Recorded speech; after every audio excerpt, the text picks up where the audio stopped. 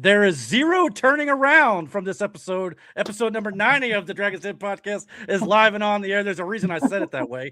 We'll get to that in just a second. But my name's Eric Hopkins, aka Jill. Welcome back after 2 weeks off here on the channel. Thank you guys for obliging me here because I obviously got to go camping with some buddies last weekend. Had a great time. More on that just a little bit. But I'm joined tonight by It was cold. I bet you froze your ass off. It was pretty freezing, or at least when we were sleeping. I'll say that. And we're joined by Miranda at the bottom as well. And maybe we'll see Faceless Dragon Aaron a little bit later. Maybe we'll never know. We'll have to wait and find out.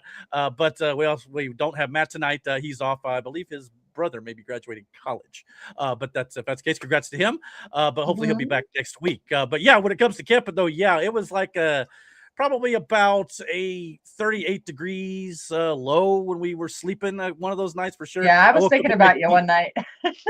Yeah, I was had my teeth chattering with my CPAP on, so that was kind of fun. Yeah, so had like three comforters plus my hoodie and some gloves, and I had my hoodie over my head, just bundled up as tight as I could get a little cocoon. Is it always that weekend, or is it? No, it's just kind of whenever we got time. We all get off the same time together, so it just happened to be. Try for June. Yeah, well, that's the problem though. Like you can schedule camping in like June, July, be too hot. A lot of times, my family will go in October, and it's been pretty good the last few years. Not too hot, not too cold. But yeah, for whatever reason, the beginning of May was just a little colder than it usually is this time of year. So, but yeah, other than that, it was fine. It was just a little chilly at night. Yeah, pretty much. So yeah, but I don't know if Brandon wanted to get into his little story here. But the reason why I said zero turn is he had a trouble with his lawnmower. But yeah. So there are a few times in my life where I lose my shit, and this weekend or last weekend was one of them. I had bought a zero turn. I spent a lot of money on this fucking thing. I've used it 2 times. Second time, it broke. It literally broke. It broke. It like stopped moving, broke. It fucking broke. So I called the people where I purchased it, and their solution was to me to bring it to them. It won't move. And his answer was, okay, but just bring it. And like when he said it the second time, I was like, my brain malfunctioned. Like I couldn't. So like I then replied in the politest "go fuck yourself" tone that I could think of. Brother. Yeah. I said, it won't fucking move. And then I guess to defuse what was about to happen, because if he'd have said it the third time, I'd have reached to the phone and choked the shit out of him. Like I would have drove there just to punch him in the fucking throat. He gave the phone to an old man who's the owner, and he is a super nice guy. So I cannot be mad at him, but I am at this point, my teeth are clenched. This is $1,600, right? Like, it should work no matter what. That's $1,600 price tag, especially when you just got it. Yeah. So I ended up talking to another buddy of mine. He brings the trailer, and we this part. My son Jaden comes out to help us push it. Well, my buddy figures out that there's a latch on the back tire that puts it in neutral, so it's like a free roll for the tire.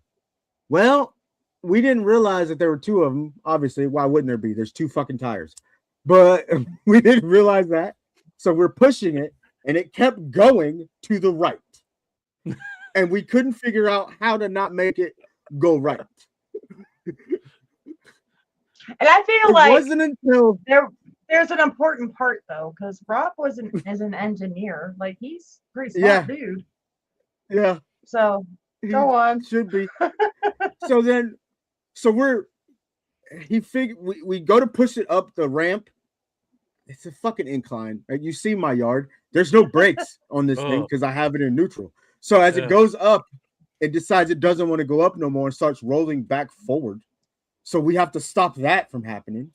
So then Rob goes and grabs a heavy duty fucking strap, and then he wrenches it up on the trailer, but it is still going right because we haven't figured out to loosen the other wheel. So now it's sitting on his trailer cockeyed.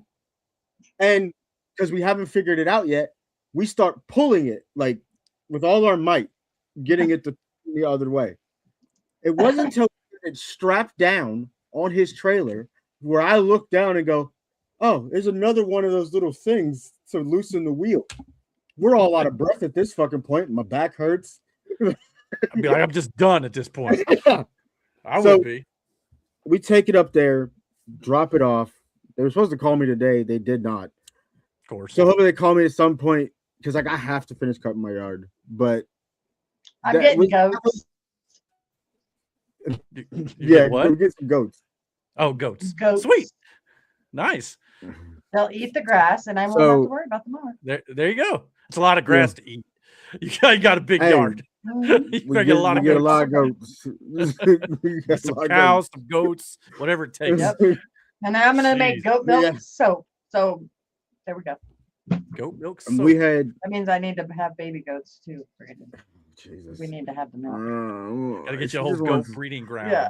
All because of this mower. Yeah, all because of this mower. Now I gotta get goats. That's the second time that I have been mad at a complete stranger to the point that I wanted to hurt them. First time was the fucking airport officer or security guard. Oh, the Comic-Con. Yeah, we told that story. And this time was the second time. Like he wasn't there when I went and dropped it off, thank God, because like I probably would have felt I probably would have said something. Yeah, he's a cocky little bastard, and he's but it's over now. It's whatever. Like, is it fixed, working, everything? Yeah. You said we don't know yet. I haven't gotten it back yet. That's right. But yeah, that was the 2 times in my life where I almost snapped on a complete fucking stranger. And that happens to me all the time. I'm glad he got to taste some. I don't know if I've ever gotten that close to snapping on a stranger. I mean, I've gotten angry, but usually I just bottle that deep, and that's normally what I do. But like I said, there was a lot of shit going on all week, and so like I think I just hit that line in my bottle of shit that I have to shove away, and it was just too much at that point. Mind you, the first mower we bought from them, it lasted us 3 years. Mm-hmm. Not bad. But when we bought for one, they delivered it. And then they told us, if you have any issues, call us. We'll come work on it. What happened to that customer service? Not there no more? That sucks. No. Now he has a whole bunch of young millennials working for him. And so now you bring it to them. You see? Yeah. Brother. Dude, hopefully they'll get it fixed and squared away. But that sounds... Get a house, they said. It'll be fun, they said. After 2 days. Or not 2 days. It was a week. I've used it twice. This is my second time, and it just fucking. I didn't even. Yeah. You know what? I'm done because like it's pissing me off. Well, hell, it would probably take you twice just to mow your whole yard.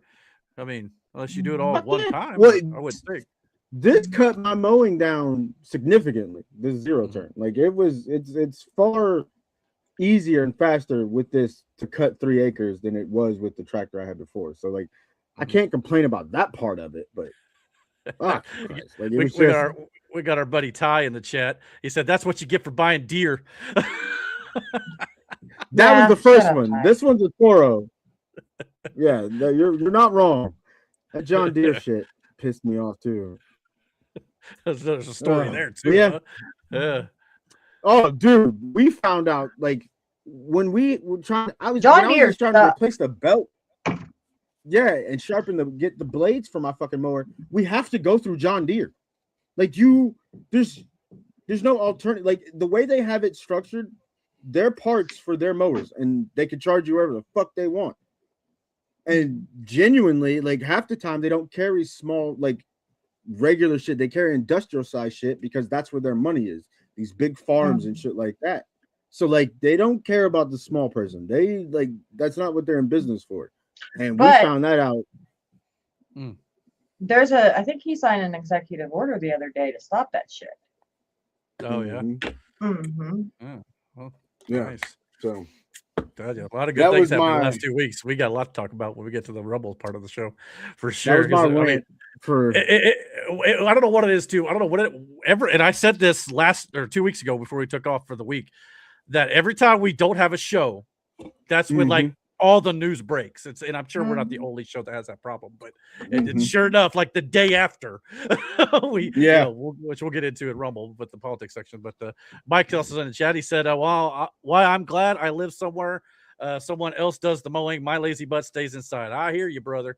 That's the way I feel. The only problem with that is sometimes they wake you up in the morning. Sometimes you want to sleep in on the weekends or something, and they'll be mowing, like at 8 a.m. or something like that. That kind of bugs me sometimes at an apartment. But take the good with the bad, I suppose, for sure. Well, we got a lot of stuff to talk about tonight. We got pro wrestling, we got some movies, we got sports as always, and of course we got news and politics to round out the show in our Rumble exclusive and on X, of course. So we got a lot of stuff to go over. You want to get into it? Just jump right on it.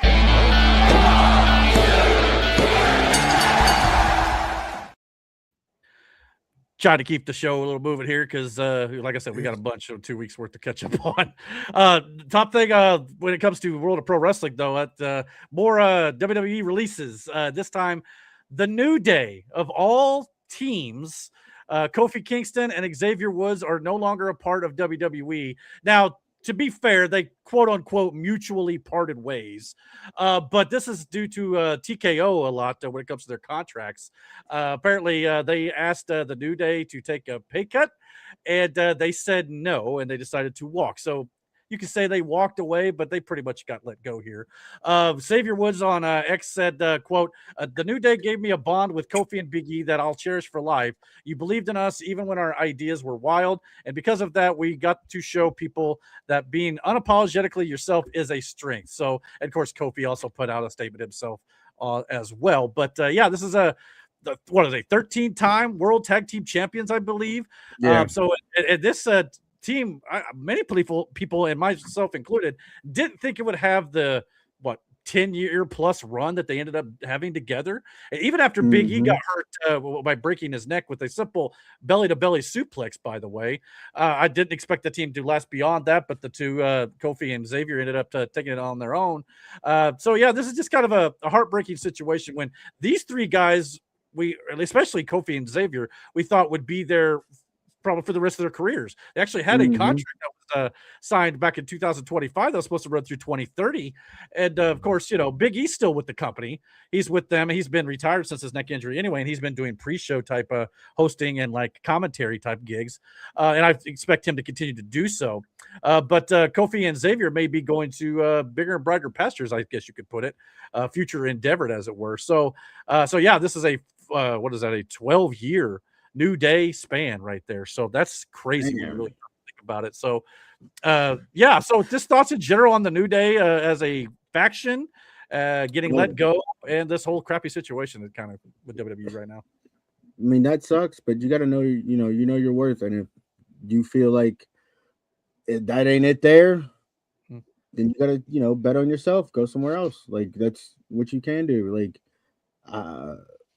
it sucks because, like, man, New Day's a team that, like, a group of guys in general that, like, they should have retired in WWE, first ballot Hall of Famers, like, legitimately, like, they changed the tag division there for the better and it sucks, but again, you got to bet on yourself. I mean, it's shitty too. Like, they just signed a contract for this agreed upon amount of money, and then now all of a sudden, you want me to take less than that? Like, that would irritate the shit out of me too.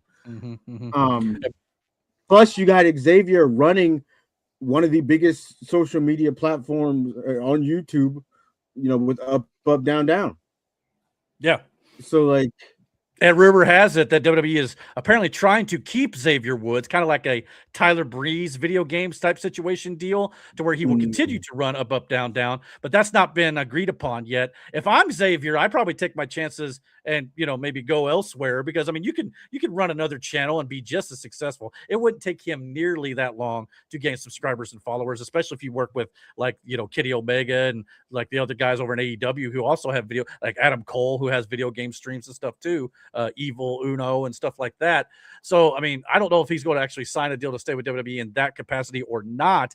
That would kind of, Kofi could be fine on his own without Xavier, but the two as a duo, I think, would be great, especially especially if they do decide to go to AEW, which is what many people do expect at this point, because the Young Bucks and the New Day have also talked about many times over how they'd love to wrestle each other in tag team competition, and they've never been able to do that just yet. And it just so happens to be that their 90-day non-compete clause will be up right before AEW All In coming up in August. So they will be their biggest show of the year. I expect this match to be on the card personally. And I think Tony Khan's crazy if he doesn't sign Xavier Woods and Kofi Kingston here. Maybe they're the new age, or they're called something different in AEW, as it were. Or, I'm sure Xavier go back to Austin Creed. I don't know what Kofi's name was on the outside of WWE or anything, but definitely a possibility in my opinion. So definitely sad to see, but at the same time, like Brandon said, sometimes you got to bet on yourself here. And that they weren't the only ones that were released this last weekend as well. Tonga Loa and JC Mateo of the MFT's Solo Sikoa's crew were also let go. But to be quite fair, Jeff Cobb, JC Mateo was not really hitting it in this faction. I mean, they weren't giving him a whole lot to do with the gimmick anyway. And then Tonga Loa was the less talented of the wrestlers in the group, I would say. He always kind of had that stigma when he came into WWE. So now it's Solo Sikoa, Tala, and Tama Tonga. So it's a little less confusing with all the names kind of sounding similar in a regard. So you got Tala and Tama Tonga, and you can obviously he's the Tala of the two Tongas. But I expect Jeff Cobb especially to go back on the independent circuit. Maybe he'll make an appearance in AEW, or he's been in New Japan a lot. Tonga Loa, same sort of situation. So just thoughts on them real quick, and just all the releases in general, and TK and what they're handling their business. I mean, Jeff Cobb should be fine. You could go back to Ring of Honor. He could go back to, again, to the Indies. There might be a spot for him in AEW. Tonga Loa, I don't know. I liked him when he's in New Japan, but I don't know what happened to him. Like, he just not what he was there, I guess.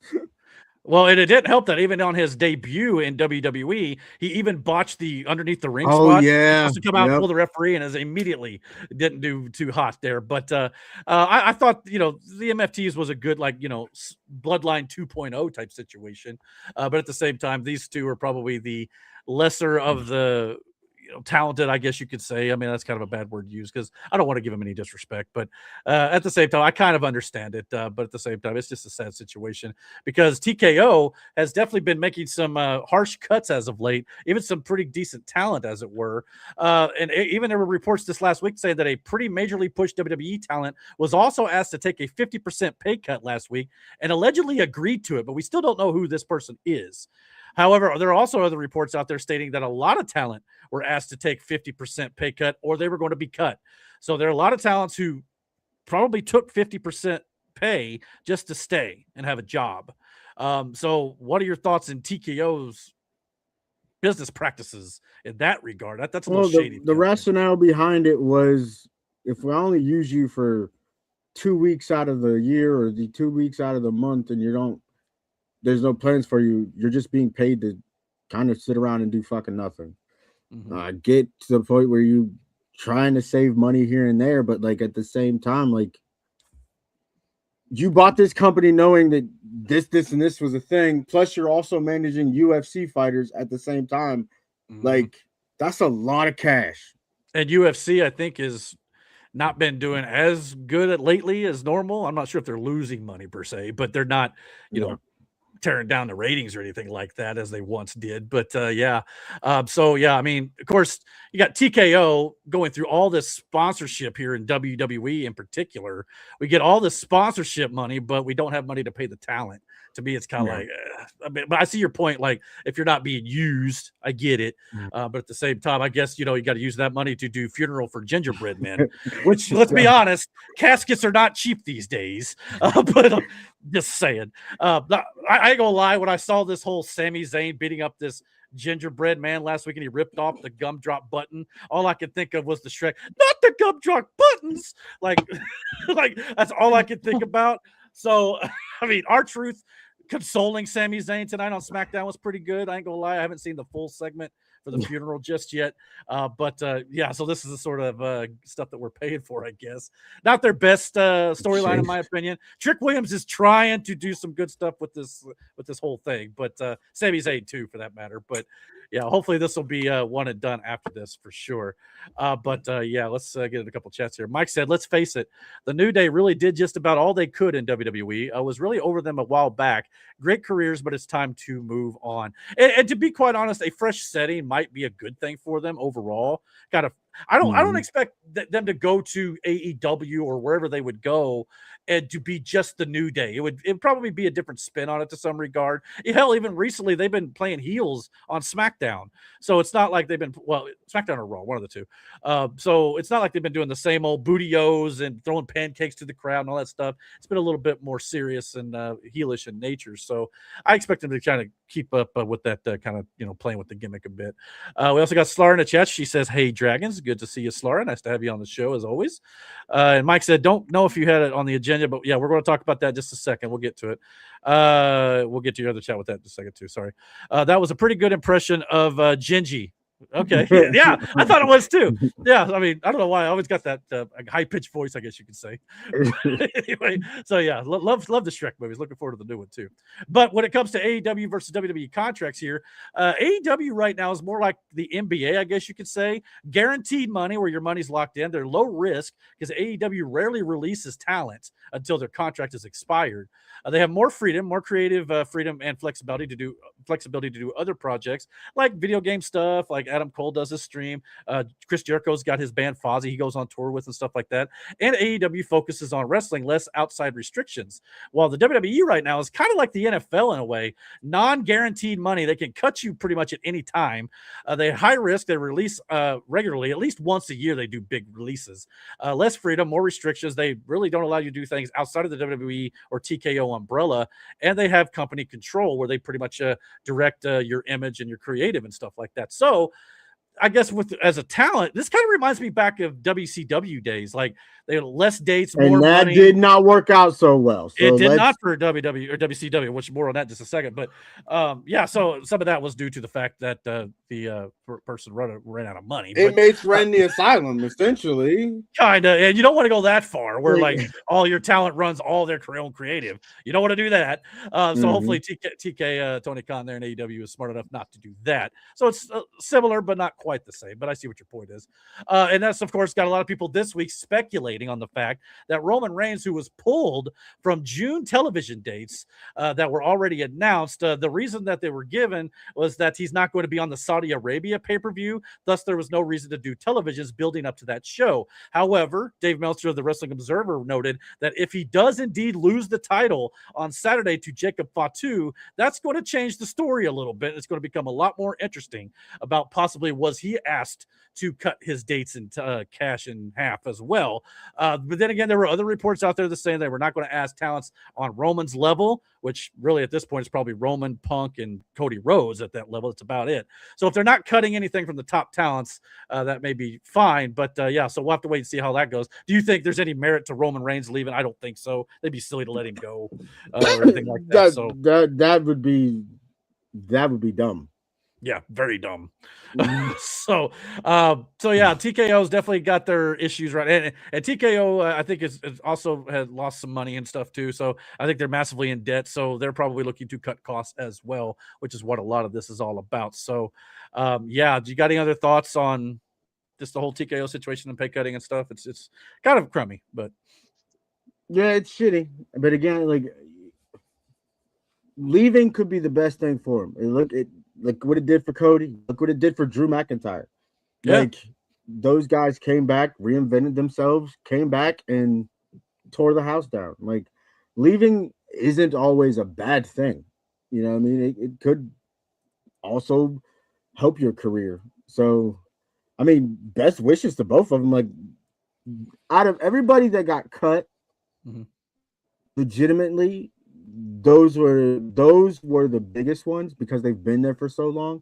But those are the two guys that could go somewhere else and make some money. So, and I fully expect, like Mike said, maybe it's about time. Like they've done everything. You're 13-time world champions. You all held the heavyweight title at one point. Like, well, Xavier maybe it's time. Go somewhere else. Oh no, Xavier didn't, but Big E and Kofi did for sure. Kofi Mania and the whole thing. And I fully expect that one day when their wrestling careers are done, the trio will be inducted into the Hall of Fame. as one of the greatest tag teams. Now, without a shadow of a doubt. Obviously, their gimmicks some people didn't care for, being too goofy or whatnot. But at the same time, the longevity, the successful nature of their career when it comes to championships, stuff like that, they're going to go in the Hall of Fame, no doubt about it. So that's coming down the line for them one of these days. But until then, I fully expect them in AEW, because AEW stars were even coming out saying, like MJF was like, "It is a new day." Yes, it is. And you had Bobby Lashley got to criticize the WWE, saying those are the type of guys that you make it work. Those are guys who are you should have them retire with you, but that was a mistake and things like that. So I fully expect that to happen, because their talent came out in mass on social media, which they'd be silly not to. So it's probably going to happen in about 3 months' time. Aleister Black, Kairi Sane, all these others that were released, maybe not, but we'll have to wait and see how that ends up going. But before we get to all of that here, we'll get to Mike's comment here. He said, one of WCW's biggest problems was guaranteed contracts. As someone once put it, if you're guaranteed the big money no matter what, right, why try? That's a valid point too. You're not wrong. So if you give them all that money, and that happens in the NFL and the NBA a lot too. You guys get big contract money, and then they don't show up on the field or on the court. I mean, that sort of thing could happen too. So, you got to be careful with that. But, we'll see how it ends up playing out. This Lars says, I think it would be sacrilegious to dump the tribal chief. Absolutely. I mean, not only that, they moved him over to Netflix for a reason, because Netflix wanted to have the biggest dog, for lack of a better term, with Roman Reigns on their network. So that makes total sense. Yeah, I don't think it's true, but we'll find out if Jacob does win the title. But but me and Miranda literally had this. I said that to her. I was like, because she goes, there's no way Roman loses tomorrow. And I'm like, no. But if you want to throw a curveball in this whole situation, yeah. Well, not only that, I guess we'll get into our Backlash Tampa predictions right here. 5 matches on the card. John Cena making a history-making news announcement as well. But we'll start right there with Roman and Jacob. I noticed very interestingly this week, and of course the build for this has been a lot of fun. Jacob talking about how he needs the title because he didn't have anything when Roman and the Usos were up here living the high life, and he was struggling to get by. So I like the story that they're doing. Not only that, this Monday night on Raw, Jimmy and Jay Uso were in the building, but when Jacob Fatu applied the what's it called? Gosh, I forget the name of Tongan Death Grip. Tongan Death Grip. Thank you. When he applied it to Roman multiple times, Jimmy and Jay did not save Roman at all. Not only that, tonight on SmackDown to start out the show, Jimmy and Jay confronted Jacob Fatu, and Jay even said, "Part of me is even rooting for you." I wonder if Jimmy and Jay are going to turn on Roman. Not Jay. Sorry. Either one of them. Jimmy said that. Jay was right there with him agreeing. I don't think that that's the case. I don't think they're going to turn on Roman, but I don't think Roman loses the title. I could see Jimmy and Jay joining Jacob, but Roman somehow retains, and then they ambush him or something. That's kind of Jacob even told them, "Do not interfere in my match, or so help me God, I will burn the whole bloodline tree down," he said.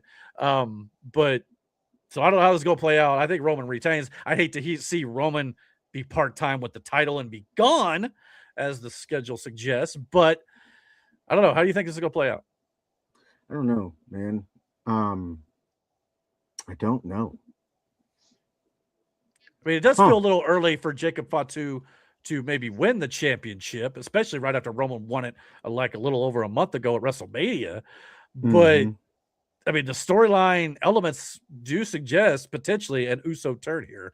But like maybe not. Maybe they're just go out there and observe and just tease the turn, and you don't actually get it. There's always that too. So I don't know. And maybe Roman wins one-on-one, and then that's when the turn comes, or they just sit there and kind of watch and observe. I don't know. Intriguing stuff. That's why I still think this bloodline stuff has some legs in it overall moving forward. So I'm going with Roman to retain, but I would not be surprised, especially if there's any truth to the rumor of the contract situation. But I just don't see it. I don't buy it. Yeah, I don't either. I don't think guys like him, Cody, and literally him, Punk, and Cody, like Seth. I don't think those are contracts that are being bothered with at all. Like, I think they're pretty much set in whatever they're set in. So I don't think, him cutting back or getting cut back is due to that at all. But I also with Jacob, and I get that we say it's early, but I don't know, man. I think if they want to bring some major eyes or more eyes to their product, Jacob beating Roman is kind of a big deal, especially in the context of what we're going by with the story right now. So if part of me wants to root for Jacob on this one, sure, but I'd be fine with it. Money's on Roman. If Jacob were to win it, would you want him to beat Roman straight up, or are you okay with the Usos helping him do it? See what I'm saying? Like, do you want to Jacob need the help? I mean, Roman needed the help for a lot of years there with the Usos. So it would make some sense, especially, again, as you've mentioned many times here on the show, Roman has never apologized to Jimmy and Jay for the way he treated them. Jacob brought that shit up again. Yeah, and Punk has been mentioning it for months. And threw it in Jay's face like, you've never beat him. Jay was trying to relate the fact that, like, he tried that shit.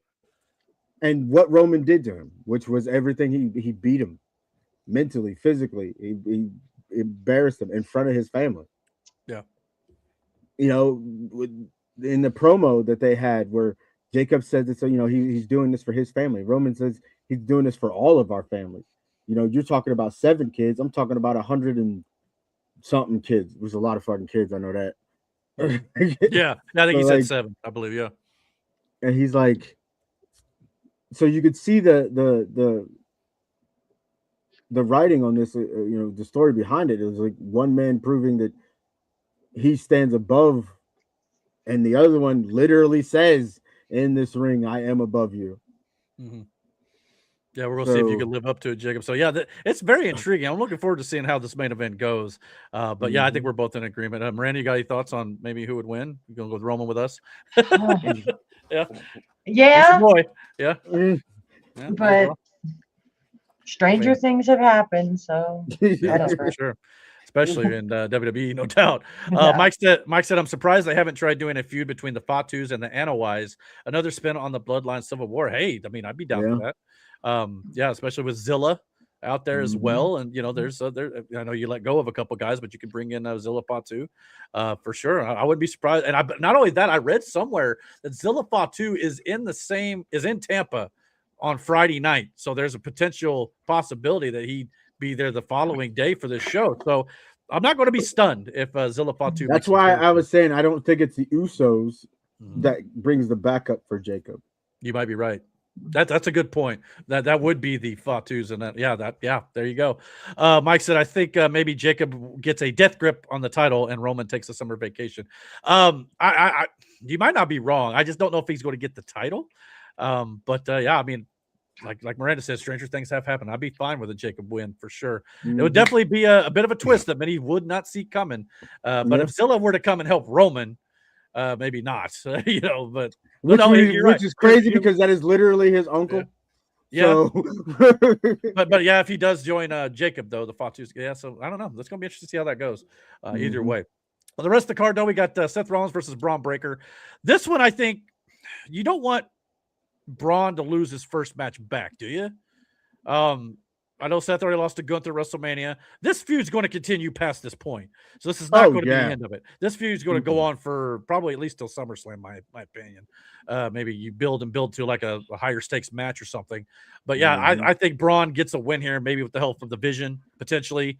Get that out of the way. And then I think this continues to build beyond that. You got any thoughts? Yeah, I think you're right there. I think Braun gets this win. Yeah, I don't know when is Bronson supposed to be back? It's going to be a minute. It'll probably be later this year, if at all. I think this year, but from what I understand, because he had to have surgery and all that stuff, I think so. It's probably just Logan Paul and freaking Austin Theory. By the way, Paul.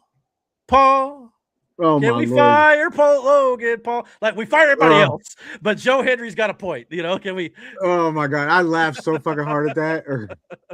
I was thinking about fire Logan Paul song. That shit took me out, and it was catchy too. Everybody, easy to follow. So hey, who knows? So we also got Trick Williams with the United States title defending it against Sami Zayn, rematch for WrestleMania. I don't think Trick loses this here at all. Depending on how the gingerbread funeral went tonight, this is Trick Williams' match, I think, This is just kind of another. Sometimes right after WrestleMania, we do rematches and things don't necessarily aren't as important. This is one of those situations, I think, in my opinion. But hopefully, this will continue to build Trick Williams. Yeah, the lemon pepper stepper, as it were. Lemon pepper so yeah, stepper. Like I said though, R-Truth consoling Sami Zayn at the funeral on SmackDown was worth every second of this. So that was hilarious to me. So anyhow, also we got Io Sky against Asuka at Backlash tomorrow night as well. This whole thing without Kairi Sane after she got eliminated is weird.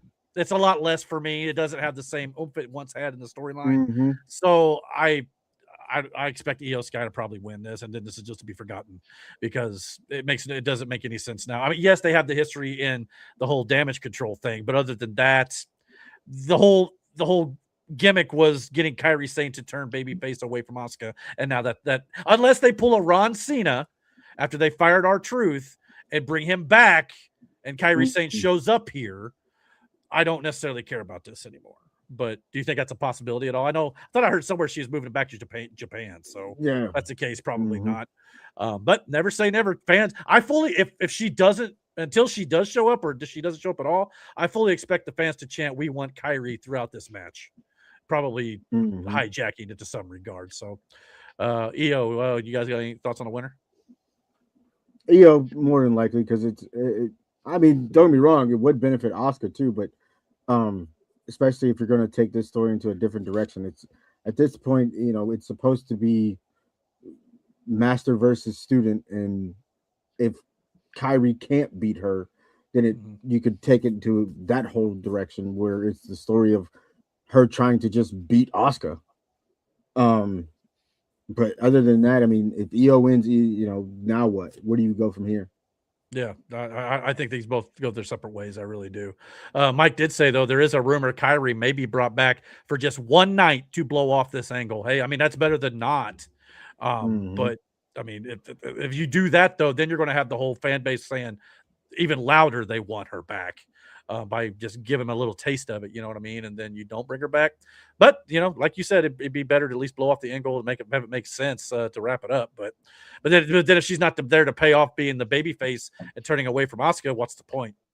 So I don't know. He also said, I envision Seth and Braun maybe ending in controversy leading to a big blow off later on. Yeah, I mean, I could see this maybe even be a no contest potentially. Regard. So yeah, I can see that being a thing. We'll get a cage match or something out of it. Yeah, or Hell in a Cell. I can maybe see that being down the line too, potentially. We'll have to wait and see.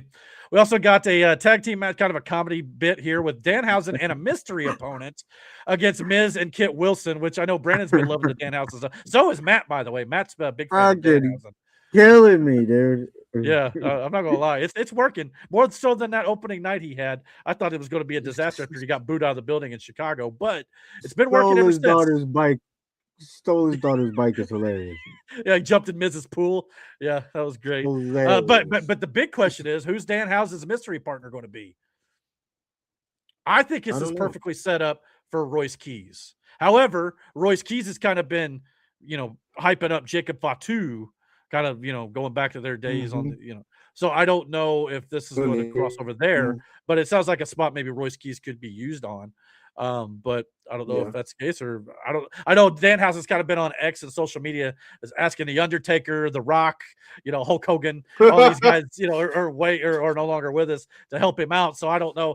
He's going to have to use some of his human monies and pay off somebody here to get him to come tag. So I don't know how this is going to work. Human monies is hilarious, by the way. I know. Yeah, absolutely good. I love when Miz tried to put the trap in the briefcase with the millions of dollars, and he took the briefcase, or he took the money, or it was like $400,000 or something like that. He took the money, and the paint or the smoke bomb didn't go off in his face like he hoped it would. It's pretty funny. But oh my lord. So yeah, I mean, I don't know. Any bets on the partner? I think Danhausen and his partner is going to win this. I don't know who it's going to be. For sure. Miz knows his role. Miz has made his money. Miz has done a lot for the WWE for a long time. So Miz knows his role and he plays it well. So I can't knock him for it. He plays his role well. So Well, Mike said in the chat, rumor is Jelly Roll is going to be the mystery partner. Unfortunately, he says. Now that would make some sense. I do believe Miz and Kit Wilson also took out Jelly Roll one night as well, if I'm not mistaken. Oh yeah, in the back. So that would make some sense. So you're probably not wrong there. That, and this is probably, I mean, Jelly Roll was originally probably supposed to be tagging with Cody Rhodes against Orton and Pat McAfee on Backlash. So that's not going to be a thing. Maybe they're just going to use him this way instead. That could very well be the case. As we get a Faceless Dragon here. No, they're Tampa, Florida. Okay. But either way, they were scheduled to do that, so I think that's probably what they're going to do here. As we welcome in the Faceless Dragon, Aaron, to the show. Welcome, buddy. Good to talk to you, man. Guest star. I like that. That's pretty cool.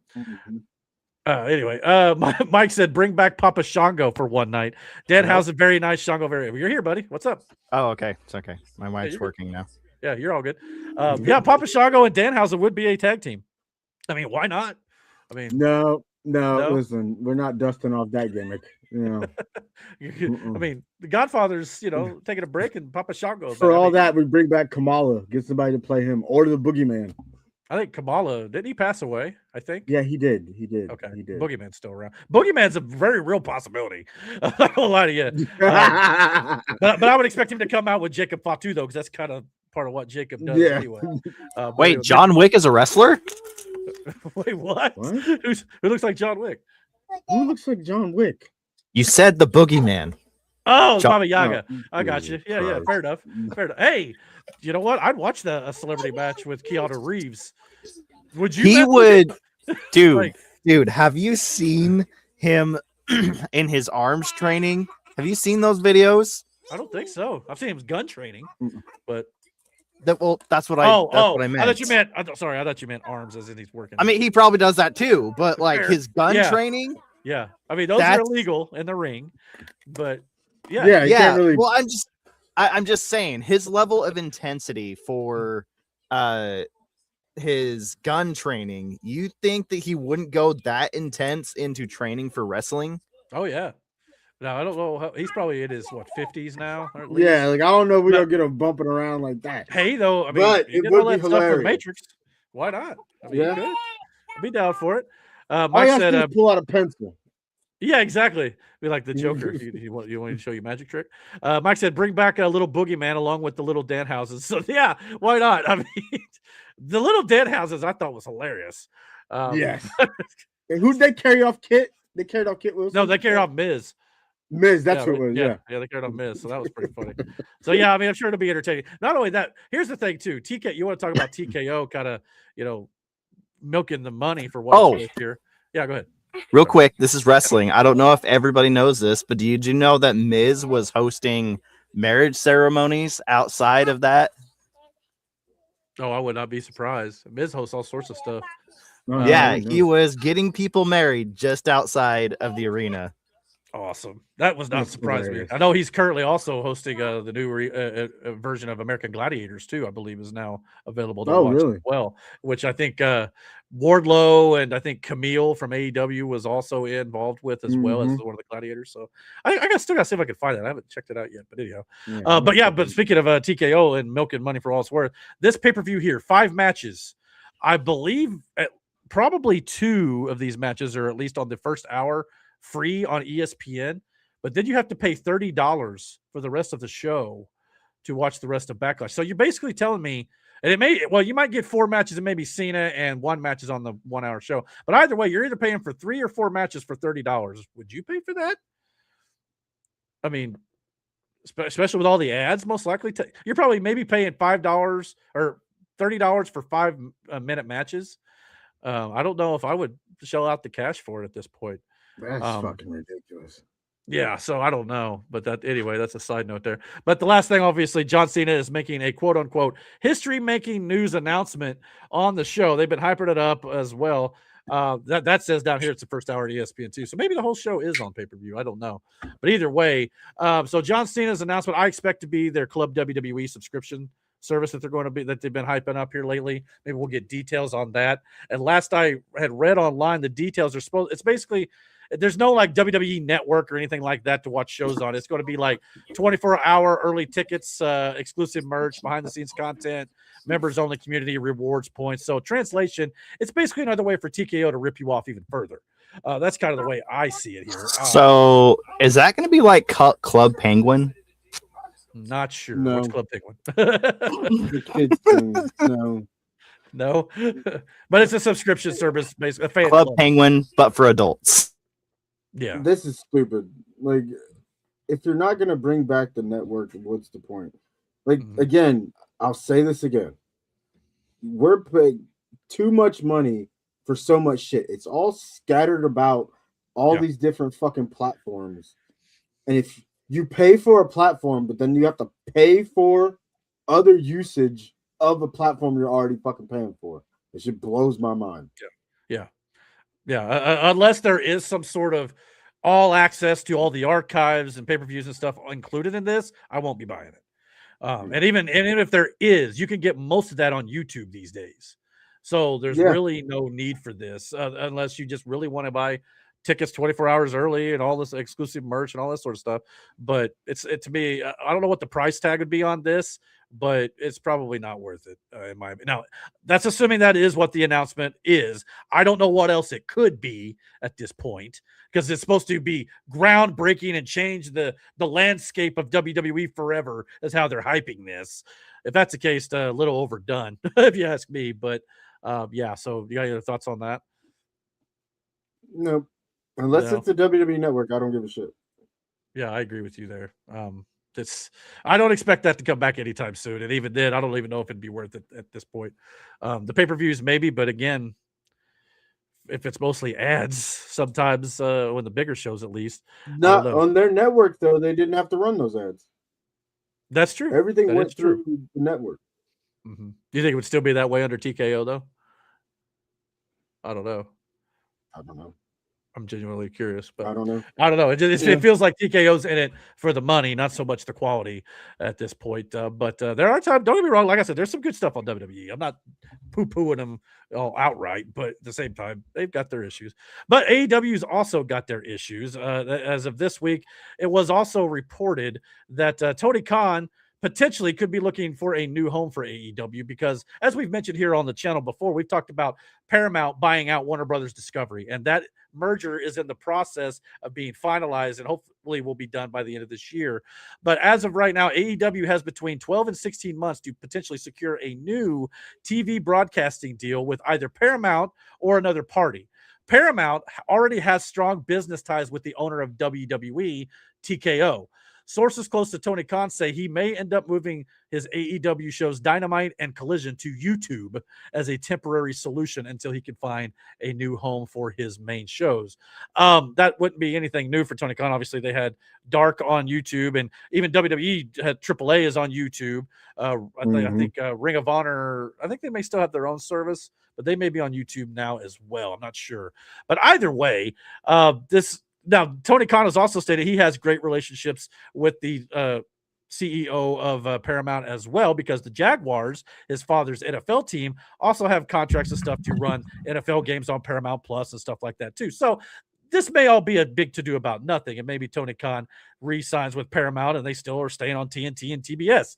But there's a potential possibility out there for AEW to have to change networks as well. So we'll have to keep an eye on this story, but it sounds like they've still got at least to the end of the year, probably a little longer before they would have to do so. But that is something worth keeping an eye on.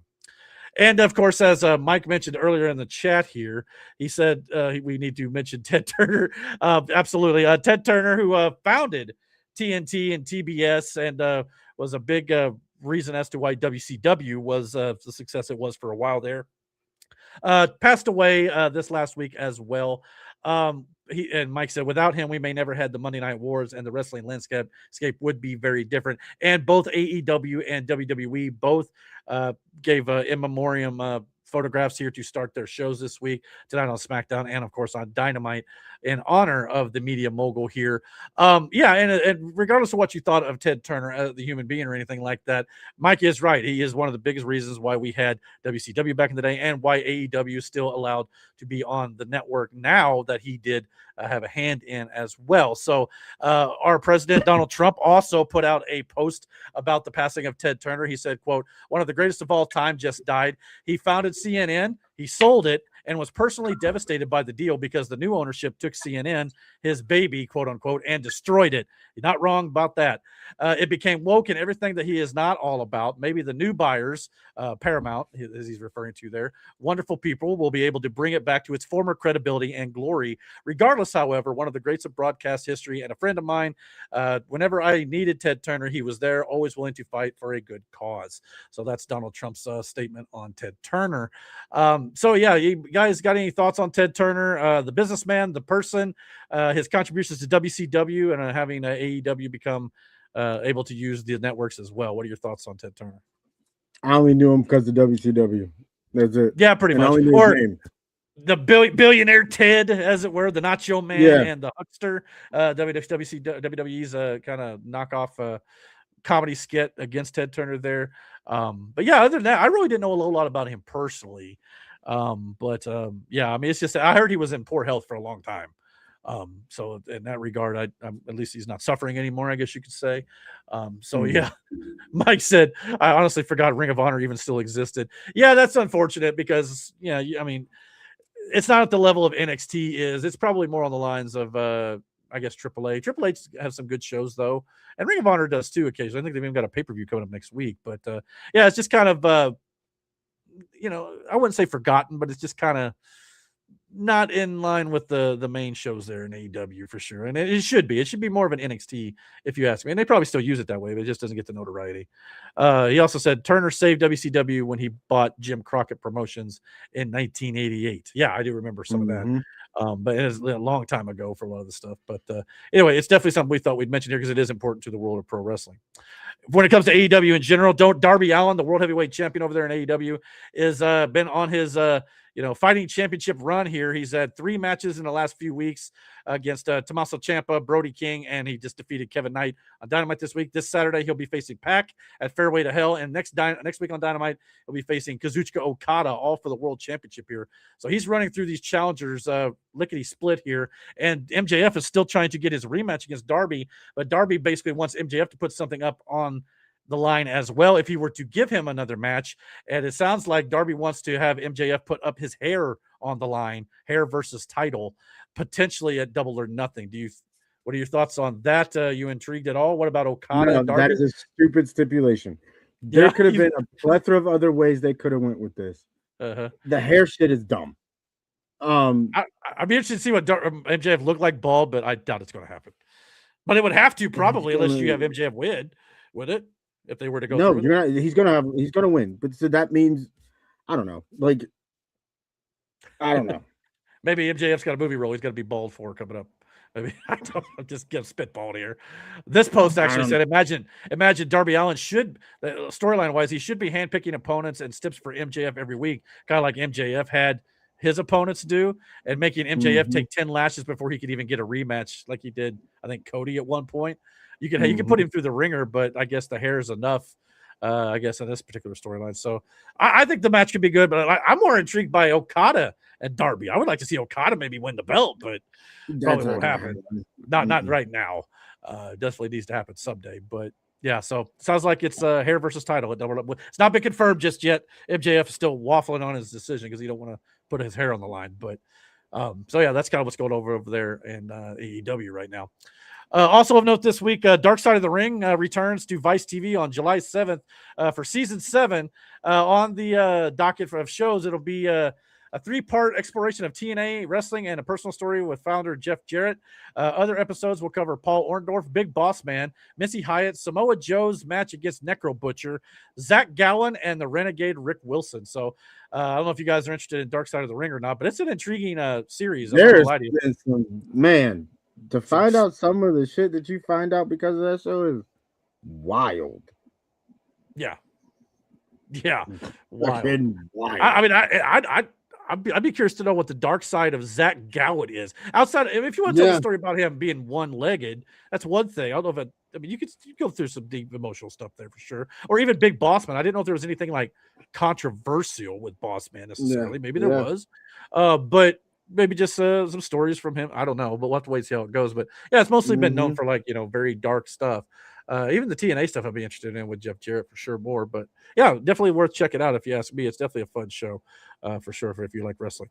Mike said he likes that the new mass team Original Americano has with him. Obviously, yeah.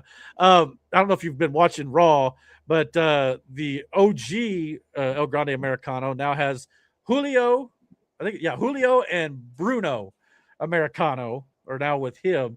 So hard. I still don't know who they could possibly be either. I don't know. They're definitely either. fans of the Creeds. They're definitely fans of the Creeds. Yeah. Mike, yeah. So they're probably brothers if you think about it. They're probably brothers. Probably, but you never can tell these days. I mean, with the mask and all, Yeah, it's very tough. But it seems real familiar though with Americano. You know what I mean? Like they've known each other. Which again, down there in Mexico probably. And kudos to the OG, the original El Grande Americano. Gave a quick shout out to Chad Gable, who is still out with an injury, by the way. So we wish him well as well. We hope he comes back. Is he coming back, man? Like how bad was that injury, dude? It was rough. It was a long recovery time.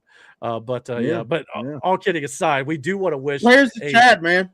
Yeah. Which, by the way, May 30th is when the mask versus mask match happens between the two El Grande Americanos and AAA. So that'll be worth watching. We'll definitely talk about that a little bit when we get closer. But all kidding aside here, I do want to wish well wishes to Chelsea Green. I don't know if you heard. I guess she had I think, was it a heart thing that they took care of, I think.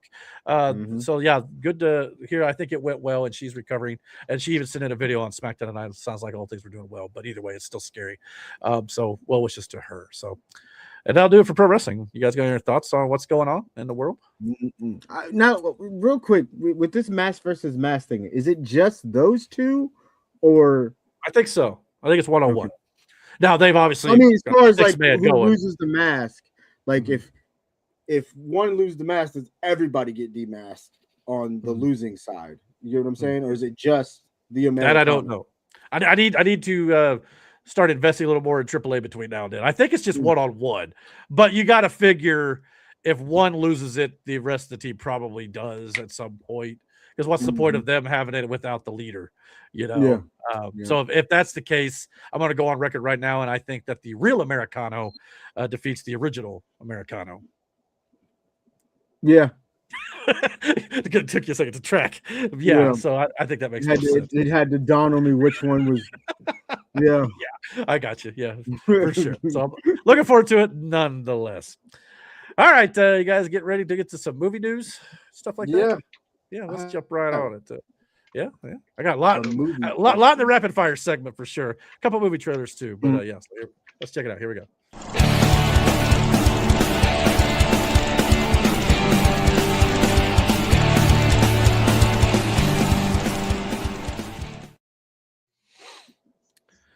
And before we jump into that here, we had one more text from Mike here. I thought I'd bring up. It's kind of important. He said, your heart is definitely nothing to mess around with. My brother had a heart attack this week, 100% blockage in his main artery, is home now and doing great. Yeah, heard about that when you put it in our chat. Definitely well wishes to him and the family and all that sort of stuff. It's definitely a scary situation. But luckily, I believe that, what did you say? They put a stent in, I believe. So hopefully that'll clear things up there, and hopefully he'll be able to do all right. But yeah, definitely take care of yourself, guys, ladies and gentlemen. It's a scary thing, no doubt about it. And I've got to do better about that myself. I'm starting to work on that. So slow as baby steps for sure. All right. So let's see here. We got a couple movie trailers I wanted to get into this week. And of course, a whole host of rapid fire stuff. So let's start out with a movie trailer here to kind of lighten the mood a little bit here. The last time we did some movie trailers, I did not vet it because with the whole and luckily nothing. It was fine, but I got a little nervous. I ain't gonna lie to you. This one I did vet just because of the subject matter. However, I don't think it'll be anything that'll get us into any trouble. But we got the last week when we were off, we got the new trailer, the first trailer for Jackass 5, Best and Last. So let's check it out real quick and we'll talk about it. Here we go. Reminder, the stunts in this movie were performed by professionals. Hi, I'm Wee Man. I'm Barry Margera. I'm Preston Lacey. I'm Chris Pontius. So for your safety and the protection of those around you, I'm Dave England. I'm Danger Eric. I'm Steve. I'm Ryan Dunn. do not attempt any of the stunts you have just seen. Hello, I'm Johnny Knoxville. Hello, I'm Johnny Knoxville. Hello, I'm Johnny Knoxville. Welcome to Jackass. Welcome to the first day of our last film. What are you feeling? I'm sad. Does it make you sad, Chris? No, I'm not in touch with my emotions. Holy shit! Our new cast member, Larry! Nice to meet you all. Big fans. Oh my gosh, he got you! give me a Break bucket of your water hand. so I can throw it on Larry.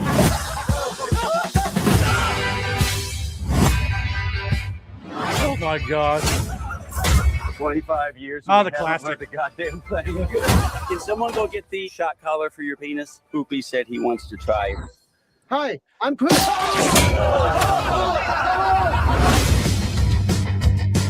You're taking it to a whole other level. Yep. Oh, I remember Look this. pretty happy about it. If you're gonna be dumb, you gotta be tough. Oh, that was terrible. Oh my god. This is the escape room from hell. Start the game.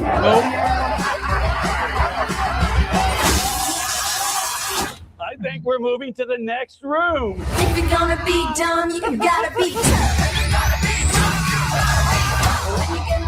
Let's go.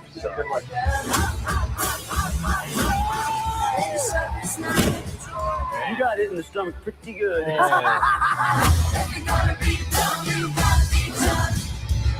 We are going to be making history today with the first robot prostate exam. This is what Jackass looks like at 50. You see the finger on that thing? That's not a finger. It's a claw. Let's let it rip, baby.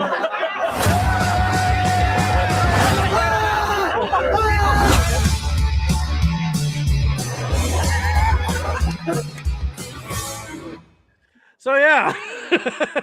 Sorry, Mike. You got to know what you're getting into with this show. I know. Anyway, I don't know trailers. Yeah. why Yeah. you would do this shit again. Like, Especially at their age. Yeah. I mean, I don't. Are they done filming? I would imagine they're done filming. Oh yeah, yeah. It's probably, yeah. So everybody survived it, or Yes. we would have heard about As that. far as I know. Yeah. So He's doing the bull thing again. That damn thing Well, down there killed him the first time he did. here's the thing: a lot of that footage you just watched, the robot was new, the escape rooms were new. There was a couple other ones. Oh, the prostate exam thing with the robot. Obviously, there's a lot of new footage there, but a lot of that was footage from the older movies in the show. Okay. So when it says Jeez. best and last, my concern with this movie is there's going to be a lot of best of, like from the past, and a few things from the new. I'm hoping it's a good mix of both, because obviously we want to relive the memories and stuff. Fine. I think they'll be doing that thing where they go, this was the first time we did this stunt, and then they're going to recreate that fucking stunt.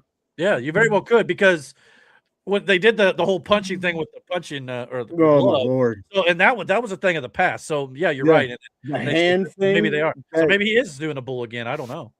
The hand thing was hilarious. They asked I think Bam to bring in like soup or something when he did it to him. Yeah, when he did it to him, yeah.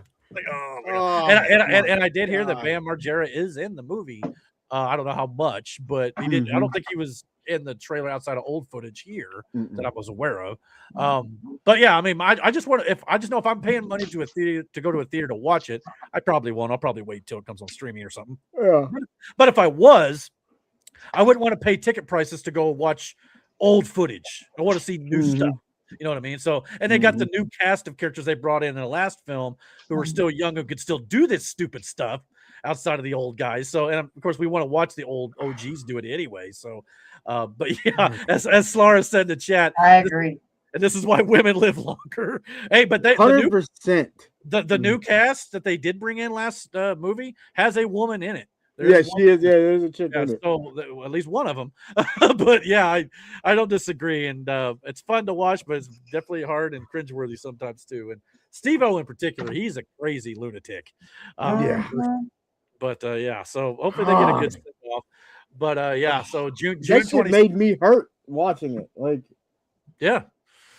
I mean, shoot, I fall and bust my knee on the concrete, and I feel like I got wiped out. I can't imagine what these guys feel. Like, I was putting groceries away earlier, and I had a can of chili in my hand, and it fell, but I caught it with the side of the can on my wrist. I wanted to fucking cry. Oh. I'm not putting myself through that. shit. At least they're probably getting paid to do it at least now. I don't know when they started. I don't think I want to get paid to do that shit. Like wrestling is one thing. I get it. I know what to expect there. That's a car accident's worth an impact for me. Like it is what it is. This shit varies. Shock to the genitals? No. Just like what are we actually doing? Did you ever see that porta pot slingshot that Steve-O did? Yeah, the first one. Yeah, it's disgusting. Yeah. Oh man. Yeah. So and at some point you can't top it no more. Like, what do you do now? Like, what's the finale of this movie? I mean, you know what they should have did? Yeah. Before cleaned it up, they should have went to the reflection pond and just swam in it because like probably would have caught something. Know. I'm gonna be real honest. And I want to bring that up in the politics segment. So sneak peek there. That's another thing, though. You're right with this kind of comedy, I guess, or stick. How do you end it? Yeah. Not only this movie itself, but this is the end of Jackass altogether. What do you do that could possibly top? I don't know. Over to give it that send off. I'm sure they've already done it. You know, we haven't seen it yet. But wow. I mean, not only that, it's after everything I've seen with these guys, it's probably going to be a letdown, no matter what it is. Because unless you shoot yourself into the space or something, I don't know what you're doing. You know, maybe Elon can help with that. I don't know, but got me, man. The woman is probably not a woman. I mean, you know, I mean, I saw her. She looks like one, but I never know. Good searches. Listen, let's not pretend like there ain't some crazy. All right, so I get it. On a clip, guys do dumb shit, but there's some women. Mind you, the women's rugby league is a lot more physical than the men's rugby league, and these guys knock around kneecaps. So there are some very tough and physical women out there. I just don't. Nah. The one thing from the last movie that you will never ever get me to do, I tell you, any of this stuff I probably wouldn't do. But there was a skit in the last one where one dude put a glass helmet on. Yeah. The guy across from him put a glass helmet on. It's connected by a glass, tube, and inside this tube is a tarantula, and you're blowing on the tarantula. Yeah, to try to get it to go to the other side. Because as soon as it comes at me, heart attack and die. It's not going. It's not going to happen. So no, I almost couldn't watch it. But how do you top that? Like for real, like the fucking less than lethal shots, like the beanbag. You remember when they shot those big ass rubber balls? Yeah, they had the footage of they had it in there. Yeah, you saw the aftermath. The guy raised his shirt. I'm good. And Knoxville took one right there. It was like this big around, big old bruise. The cannonball. I'm going to make some coffee. My jaw hurts from yawning. We'll try to get the politics stuff. So you guys, yeah, exactly.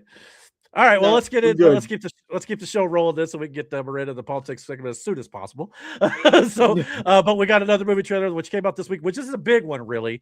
Movie with a lot of hype surrounding it, as a matter of fact. Christopher Nolan's The Odyssey released its first full-length trailer. There was a teaser trailer that came out, but this is, I believe, the first full-length trailer.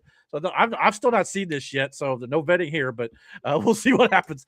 So let's check it out. Here we go. MPA.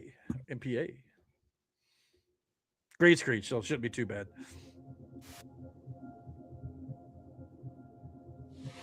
Tell me what you remember. A wife?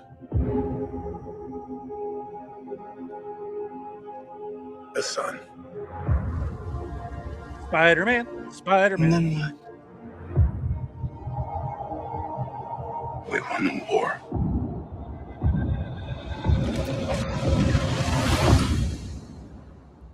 Help me go home. That old man, white beard from Matt Damon, man. This is a household waiting for master. I want you to choose me. Ithaca's king is coming back. No, he's not.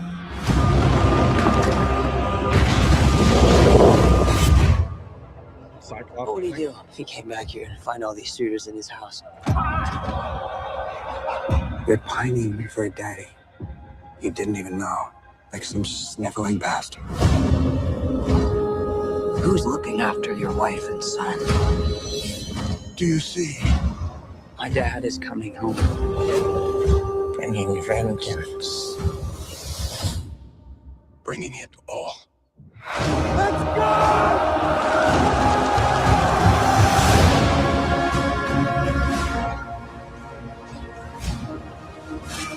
Oh, dang. I need everyone in this party dead. A lot of Robert Pattinson. You're a man who needs to control his fate. But you cannot control this. That world is gone. No one could stand between me and home. Not even the gods. Huh. Keep us straight!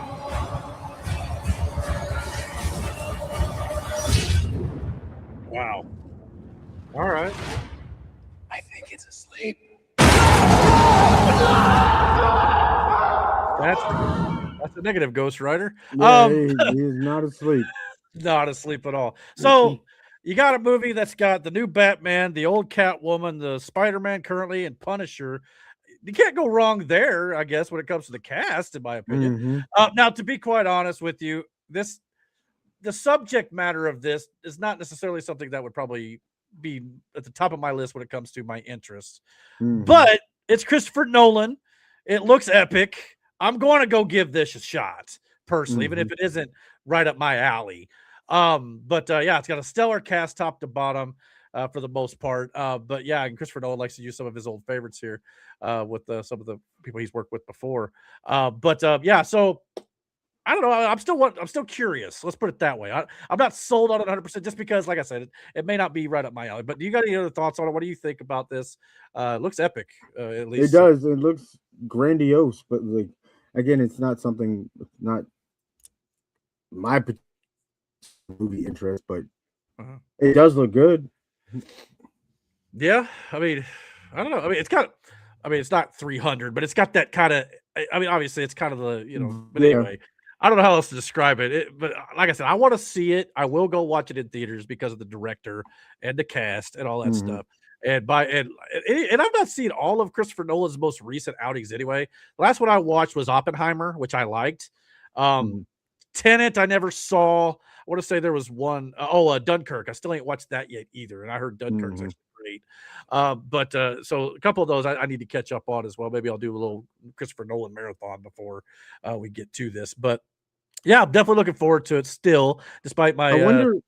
Yeah. Well, I was gonna say, I just wonder what the runtime on this is. Odyssey is not a short story either. Yeah, I wouldn't think so. Let me see if there is a runtime yet. I don't know if there is or not. I'm imagining it's going to be close to 3 hours. That'd probably be my guess. Yeah, it doesn't look like there's a runtime just yet, but yeah, that would be my assumption. At least 230 for sure, in my opinion. Hell, I think even his Batman movies were probably that long. But yeah, so I don't think this is supposed to be a two-parter or anything like that either. But yeah, so either way, still looking forward to it. You could turn into a two-parter. You could, maybe it doesn't. Well, I don't know. You might be right. Might be just one long movie. Yeah, I would think that Nolan normally doesn't do sequels. He did for the Batman trilogy, obviously, but other than that, most of his films are not sequels. I don't think there's any others that come off the top of my head. But anyway, so yeah, probably one film. So I don't think you got to worry about that part of it for sure. All right, well, look forward to that. It comes out on July 17th for you guys out there who are interested. We got some rapid fire movie news I wanted to get into this week, though. Let's start off with John Wick. John Wick 5, they have an exciting idea for Lionsgate head over there said. But it seems like we're going to be getting an animated John Wick prequel movie first. Not to mention the spinoff movie Kane is now currently filming. It started production this last week or so, starring Donnie Yen, I believe. He's also directed that. So we're going to be getting a Donnie Yen spinoff film and an animated John Wick prequel. Now prequel to John Wick 5 or prequel to everything with John Wick is my question. Like before the dog was killed and his wife was killed. No, his wife didn't get killed. She died. She died. Sorry. Yeah. But so is it before all that or is it before John Wick 5? I would assume it's going to be before all of that.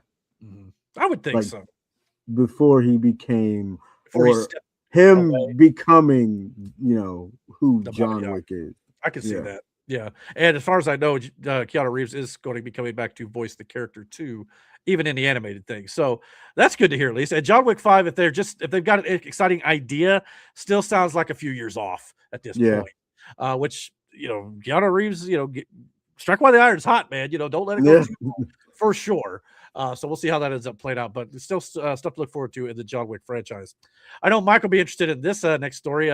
Stuart Fails to Save the Universe is a new Big Bang Theory spinoff television series coming to HBO Max in July, starring the comic book store owner here, along with Barry Kripke, I believe the comic book guy's girlfriend, and one of the other geeks of the show. I don't remember a whole lot about the cast. I got to go back and watch some of Big Bang Theory as well. But this could be fun. I'm probably more interested in this than I am for Young Sheldon, even though I heard was absolutely great after it got going.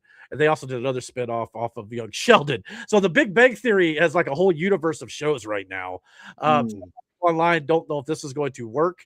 The premise of the series follows Stuart, the comic book owner, traveling through the multiverse as he must restore reality after breaking Sheldon and Leonard's new device from the Big Bang Theory show. So this is going to be a little bit different of a comedy show, but I think this could be more interesting than the other ones, in my opinion. So I'm looking forward to it out. So you guys got any interest in the Big Bang Theory at all? You guys ever watch that show? Brandon was a huge fan of the Big Bang Theory. I've watched, don't get me wrong, it's not like I haven't watched it, I haven't enjoyed it. I have. But I don't know, this does seem intriguing. I'll be interested to see how they play this out. I'd probably watch this. Yeah, I'd probably watch this before Miranda would, though. I would watch this strictly for Barry Kripke being in the show. He was always one of my favorite. He was very sparsely barely used, however you want to say it, in the Bang series. So I'd like to see a little more of him. So we'll see if we get more of that. So looking forward to see where that goes on HBO Max in July. We now have a release date for an untitled Nintendo film from Illumination for April 12th, 2028. No title for this just yet. However, many people are speculating that this is the Donkey Kong movie, will be the next one in the Super Mario Brothers series here, or for Nintendo, which makes a lot of sense. Donkey Kong was not really in Super Mario Galaxy, but he was heavily featured in the first Mario Brothers movie, even so much so many people thought he'd get a spinoff from that. So it sounds like we got the next. We don't know for certain, like I said. However, the speculation goes like this, that the Nintendo Cinematic Universe will be Donkey Kong next in 2028, Super Mario Brothers 3 probably in 2029, a Star Fox movie potentially in 2030, a Kirby movie is also in early development. Luigi's Mansion is also in the idea pitching stage as they search for writers. A Yoshi's Island movie is also in a similar stage, and the Super Smash Brothers movie is still planned, even though Nintendo's not really talking about that just yet. So, and potentially Bowser's or Princess Peach and Rosalina films could also be coming as well. So, sounds like this is going to get a major expansion, as it were, over the next few years. So, you looking forward to more of this? What do you think of the plan potentially? Yeah, I know they're giving Star Fox a new. Either they're remaking his games, for the Switch too. Yeah, I think it's a remake of 64, if I'm not mistaken. Yeah, they're doing the same thing for Ocarina of Time as well. So I was talking with Brandon and also my wife, and okay, we're good. That a Smash Brothers movie would be legit. Yeah. Yeah, I do. You got to Avengers this thing, though. You got to build out the universe, introduce characters, which they are slowly doing after seeing Galaxy as well. And for those of you who don't know, Super Mario Brothers Galaxy will be hitting digital next week as well, which is crazy because it's only been out a little over a month.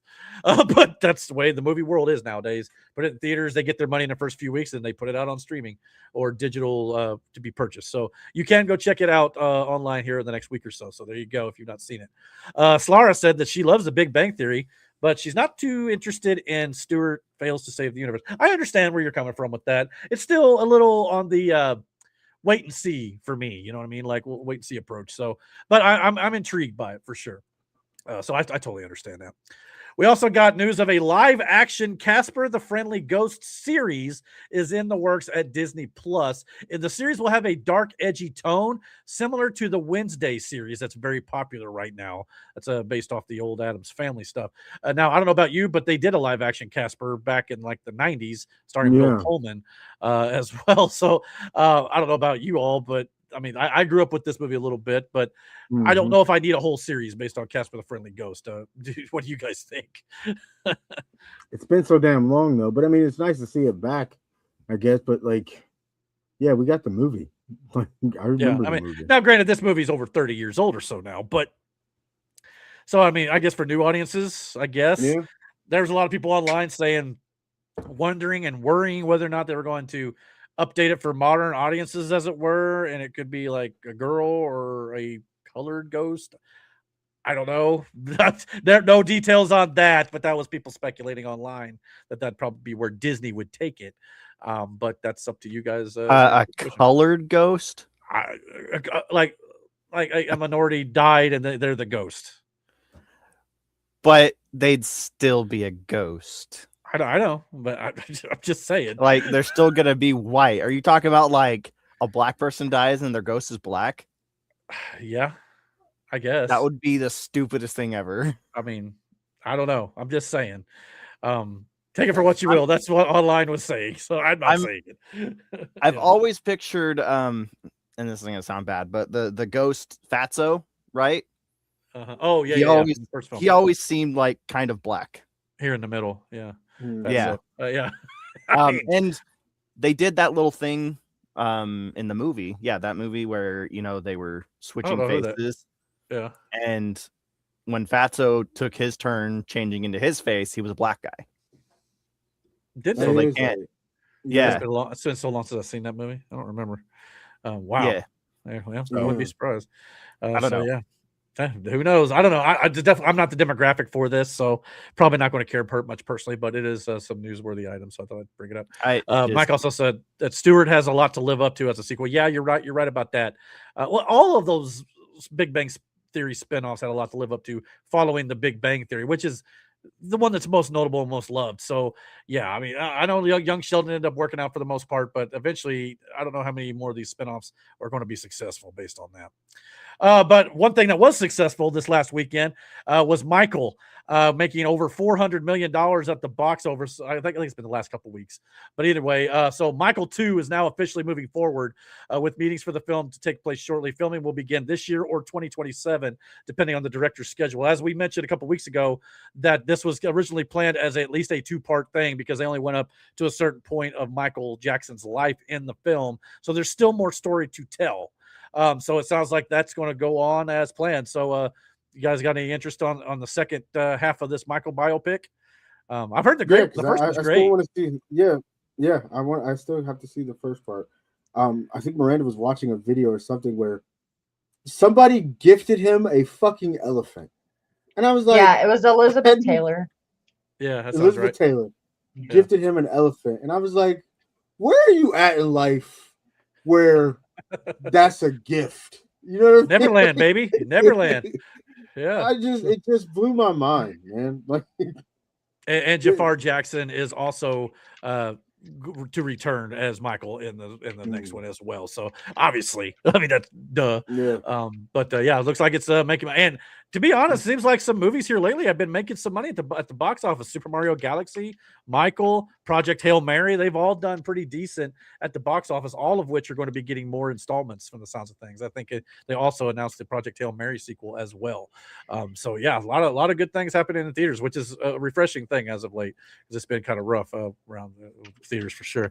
One thing, we got a little updates on the DCU projects. James Gunn said that the Paradise Lost series, which is basically the island of Themyscira, the homeland of the Wonder Woman character, that Themyscira series is quote in extreme development, so it's coming our way sooner rather than later. However, the rumor is Wonder Woman may not actually be a part of that show. It'll be a show about the Themyscirans. So would you be interested in that, even if Wonder Woman is not a part of it? Yeah, because they had their own thing going on throughout the whole series. Yeah, she might have been Wonder Woman and she was there, but they had their own things. Diana had a whole not Diana, what's her fucking name? What's her mom's name? Oh, you'd have to ask. She was in the Justice League movie, so I can't remember her name. Yeah. Hippolyta. They had a whole, thank you. Jinx. Yeah. They had a 1, 2, 3, whole 4, 5, other 6, 7, 8, thing 9, 10. going on. You owe me a soda? I owe you. They had Anyway. They had a whole thing going to that ran parallel, so it makes sense. Yeah, just put $1 in the soap, or not the soap, the soda thing at work. I thought you were going to say take $1 off my fantasy football fees. Oh no, do that too. That's a better idea. I got you. That's coming up okay. soon, man. Okay, so I only owe you $29. $29. Good to know. Fair enough. Just don't let me forget, or I will forget that. But anyway, so yeah, so I'm down for a Wonder Woman Themyscira series, whatever it might be, and with heavy rumors that Wonder Woman could also appear in Man of Tomorrow. We talked about that casting. It's still a rumor at this point, but we'll have to wait and see if that ends up tying together. James Gunn also mentioned that the planned Authority movie, which is basically a group of heroes basically who do anything necessary to get justice type of situation, that movie and project has been shelved for the time being, so don't expect that anytime soon. Which, to be quite honest with you, when they announced this new DCU anyway, I thought maybe that was a little too soon to announce this, because let's establish the well-known heroes first, shall we?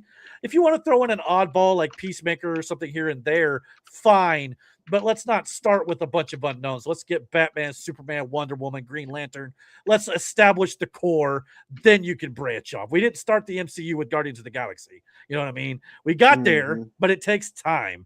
And I know James Gunn likes those obscure characters. And I think there is a place for that, but let's just get there. Mel Gibson's The Passion of the Christ sequels have also wrapped filming. They're scheduled to come out in March and May of next year, so look forward to that around Easter and Ascension Day.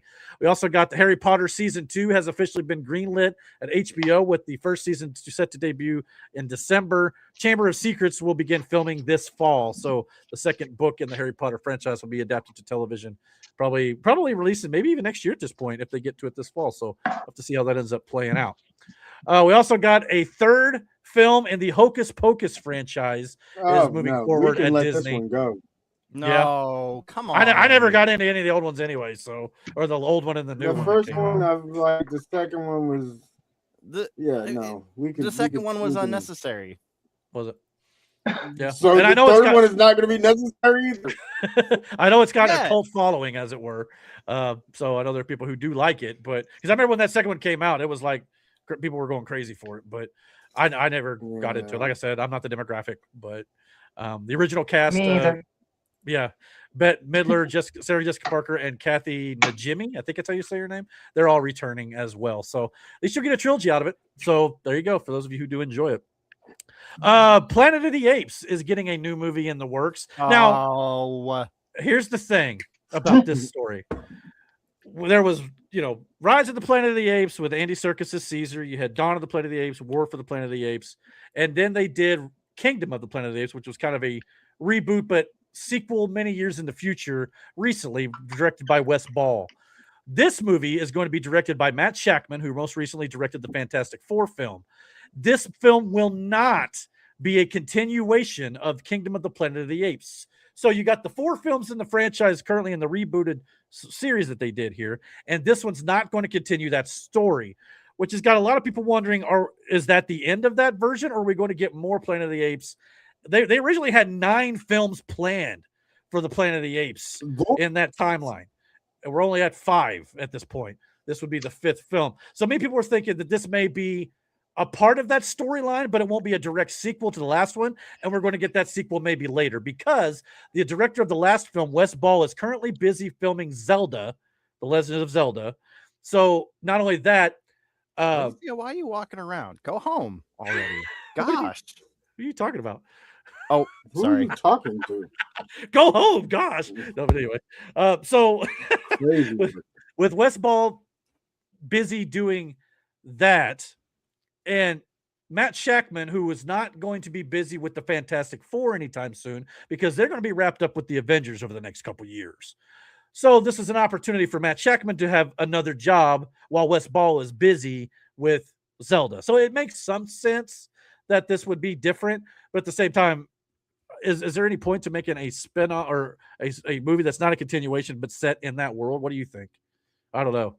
Brother, I don't think I've ever watched a Planet of the Apes movie. Ever? I highly recommend the first 3 in this new series. Even the last one was okay because that stuff was great. I mean, but the old Planet of the Apes where they're all in monkey suits, nah. The CGI has advanced so far to where now it's believable.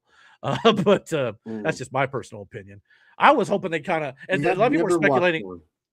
Well, and a lot of people were speculating that maybe the Matt Shakman Planet of the Apes could, like readapt the original Charlton Heston film where they come back from space and the world is covered or taken over by apes.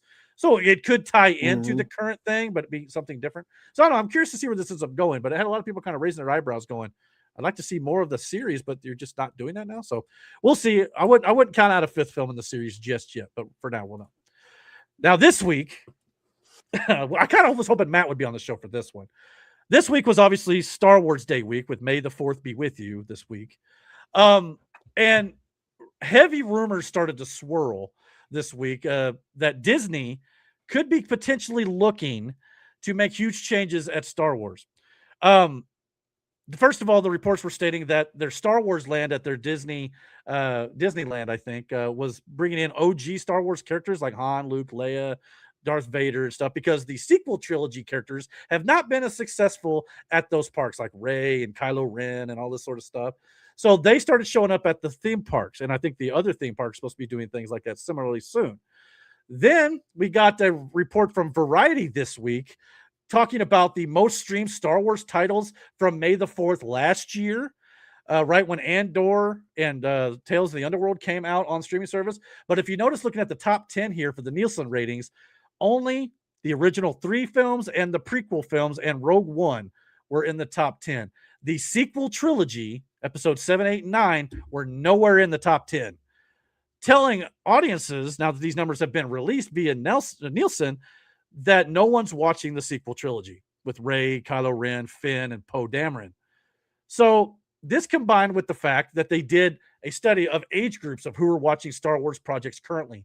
Gen Alpha, ages 2 to 13, are watching The Mandalorian. Gen Z, ages 14 to 29, are watching The Clone Wars. Millennials are watching Andor. Gen X are watching Andor. And baby boomers are watching The Mandalorian. But again, you got to remember, this was coming out right when Andor hit streaming last year. So all this information combined with the fact that Lucasfilm is under new management with Kathleen Kennedy stepping down and Dave Filoni is now the head over there, as well as Disney has a new CEO, Josh D'Amaro, I believe is his name. It's got a lot of people speculating now that with all the diminishing returns, fans not caring about the sequel trilogy, that Star Wars may retcon the Star Wars episode 7, 8, and 9, Force Awakens, Last Jedi, and Rise of Skywalker completely out of the canon timeline.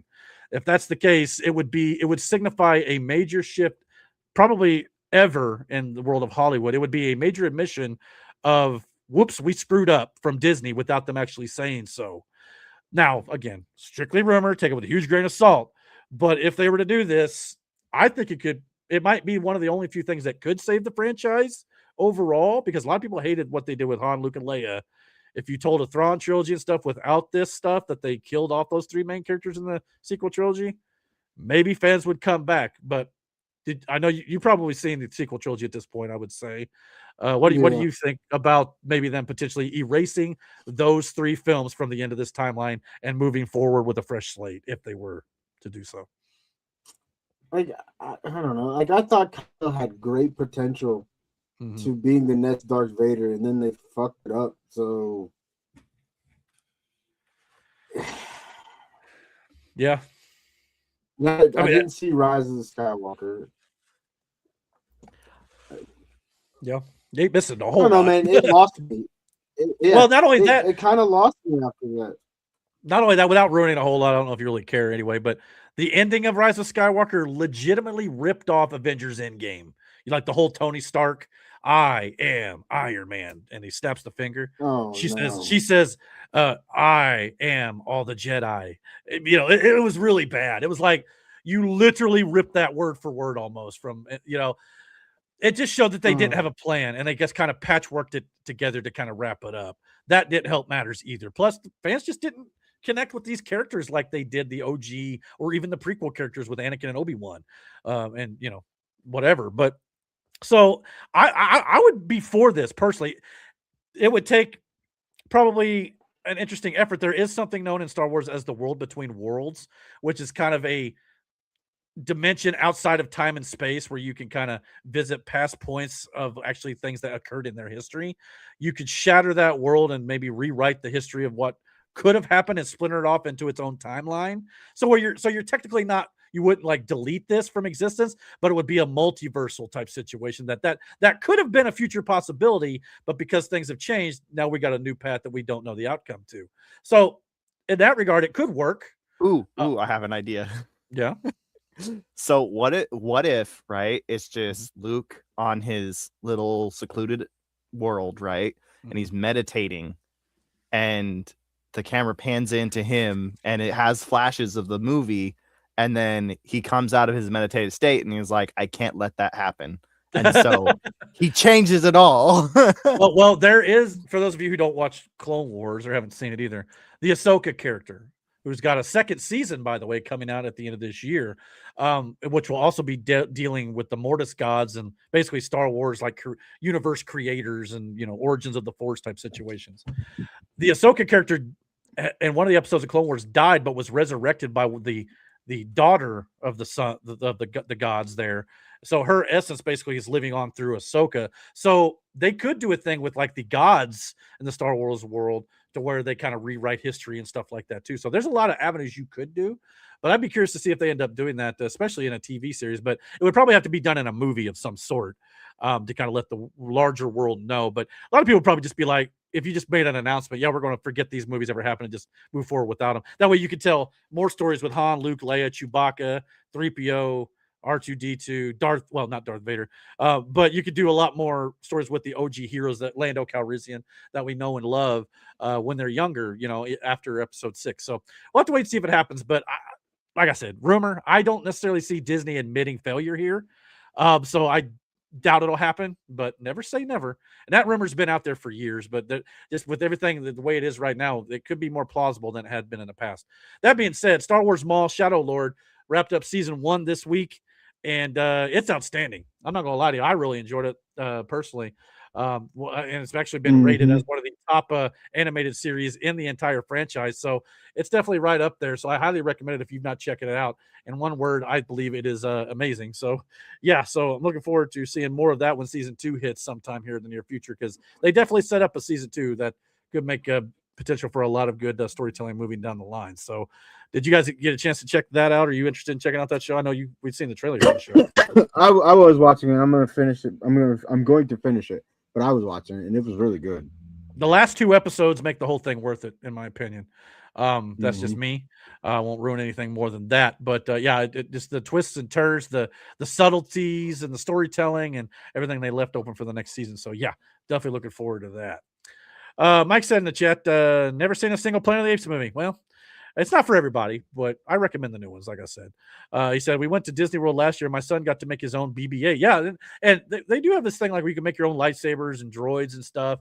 And I know BB-8's still popular. So yeah, if they were to erase the sequel trilogy, he would be one of the casualties, unfortunately.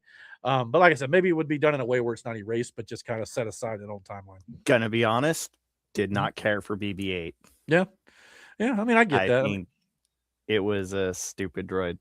I mean, you could probably say that about R2-D2. Like, a lot of stuff that he does doesn't make sense. How, he had a saw in one movie, and then he had a jetpack in one movie, and you never see those things ever again, because it's almost like R2 is not a one trick pony, but he has a bunch of tricks, but he only ever uses them once.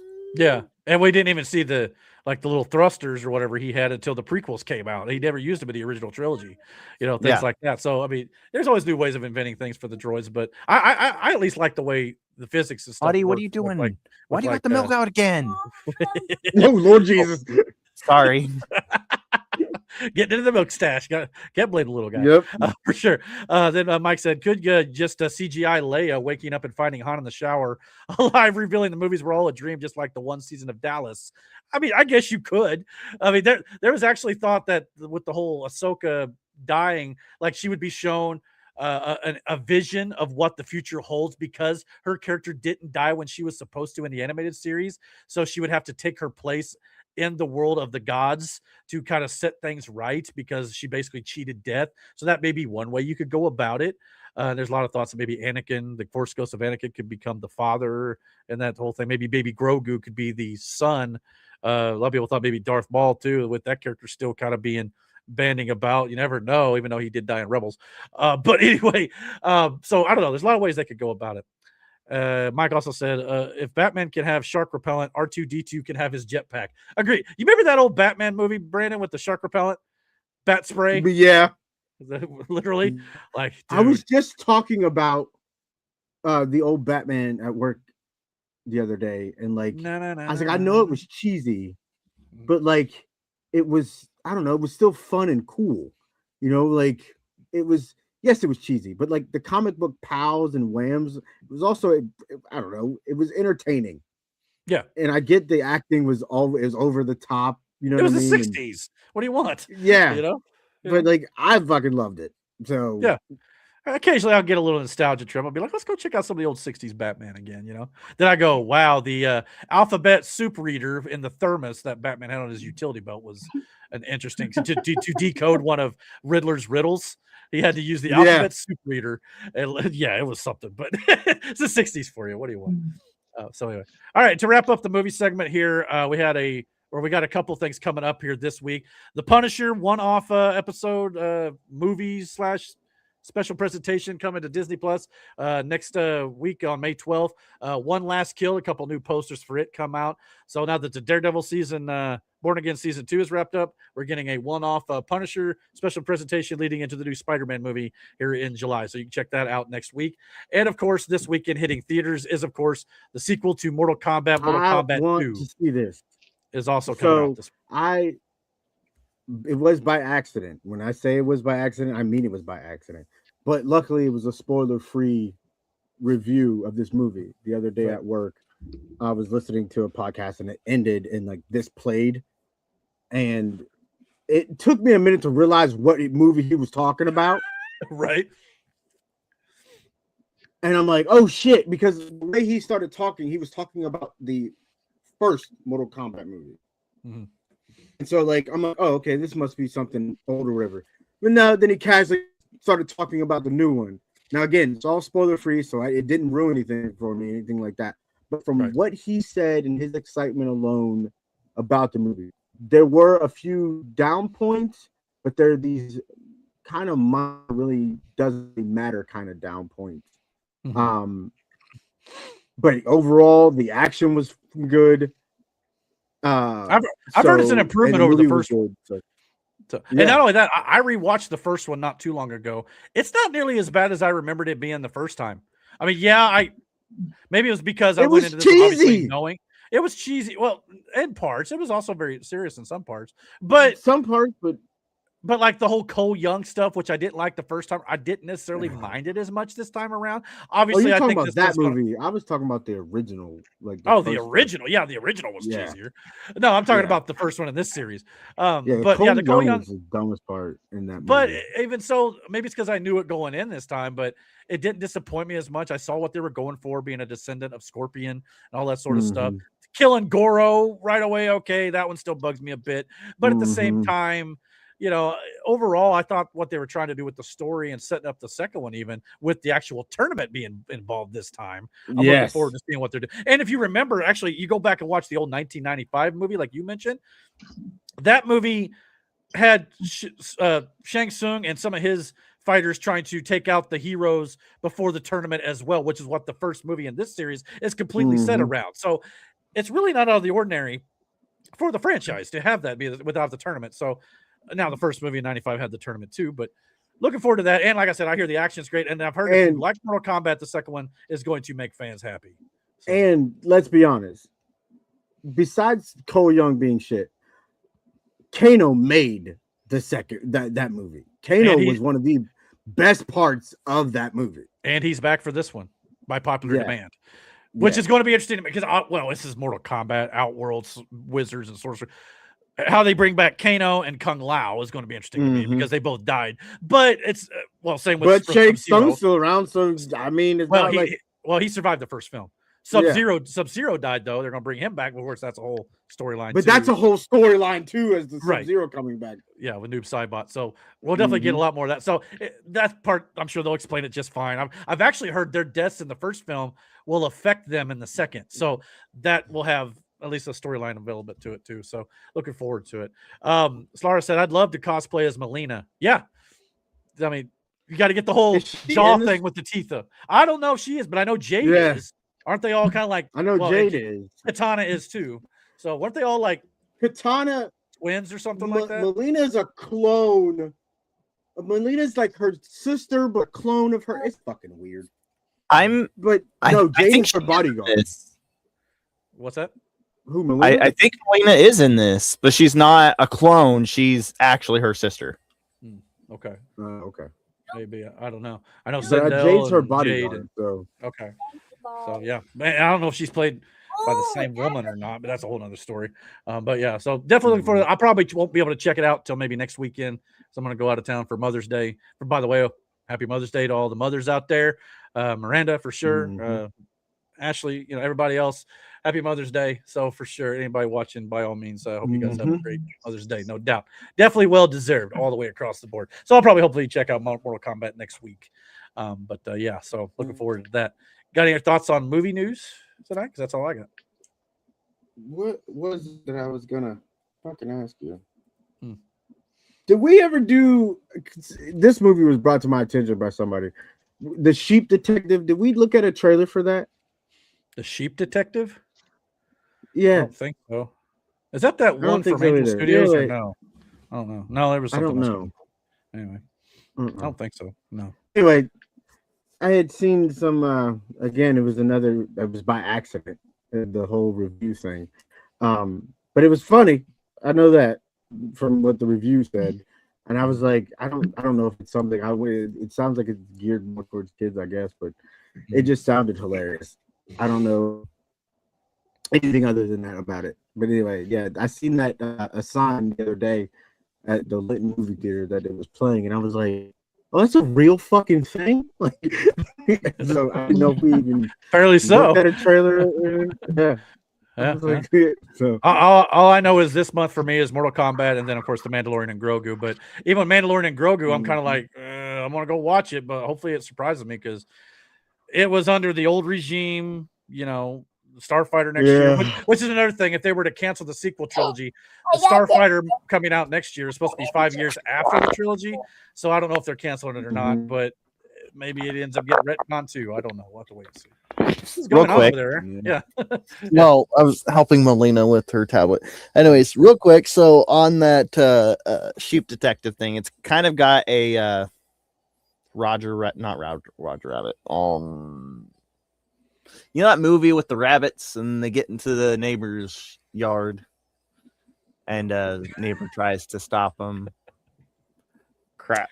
All you parents out there, that's Peter Rabbit. Peter Rabbit. It's got a Peter Rabbit feel to it, or like Babe. Okay. Okay. All right. And anyways, I've seen this trailer a couple times, and it's like, I'm definitely not going to go to the theater for it, but I'll give it a shot whenever it comes out on whatever streaming service. So okay, it was just somebody, like I said, and I was like, wait, and then I seen the the posting of it at the movie theater, and I was like, "Oh wait, that's real." Yeah, I've never heard of it. Anyway, for sure. One last thing before we move on. Otherwise, Michael kill me for not getting to his comment. He said, "Fun fact: the '60s Batman was canceled by I think ABC after 3 seasons. It was 3 seasons. Another network picked it up, but the sets were accidentally destroyed, and they decided not to rebuild them. Wow, I didn't know that last part. Would not be surprised. But yeah, I mean, it was popular for a while, but back then, for a series to last that long, I don't know how long, especially a series like that, very cheesy." But yeah, one episode where they were fighting on a dock or something. Another Joker is getting punched, goes into the water, and for a split second, like he comes up and his face, there's no makeup. So like you see it, and then the camera cuts, and then it come back, and then he's getting out, clothes are drenched, but his makeup is pristine. Gone. No, yeah, it's pristine. And I'm like, yeah, well, not today. You're like, no, you ain't fooling me, cuz. No, get out of here with that. Yeah, anyway. Or in the movie, some days you just can't get rid of a bomb. He's running around with a bomb with a huge fuse on it. Good fucking movie. When he pulled up that gun where Batman comes on in the bat plane, and he goes, "Where does he get those beautiful toys or wonderful toys?" Yeah. He pulled that thing out of his pants, Jack Nicholson. Yeah. He found where he got the toys, apparently. That was a good movie, man. By the way. That was a good movie. I need to go back. Michael Keaton was my Batman anyway, so yeah. Well, so was Adam West, I guess. But anyway, until they got nipples, and then I was done. Sorry, George Clooney. You give the bat suit nipples, brother. Yeah, poor guy. He ruined a Batman franchise for a while. Then, but anyway, all right. Let's get into a little bit of sports here, and then we'll get on to the news and politics here. But we got a couple little news items in sports I want to touch on, so let's check it out. Here we go.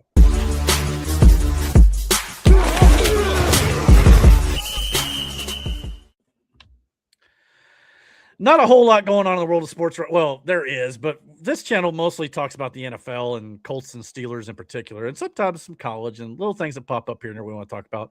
But a couple news items with Colts and Steelers I wanted to hit tonight. The Colts released Kenny Moore, the cornerback there. Did not trade for him. Released him.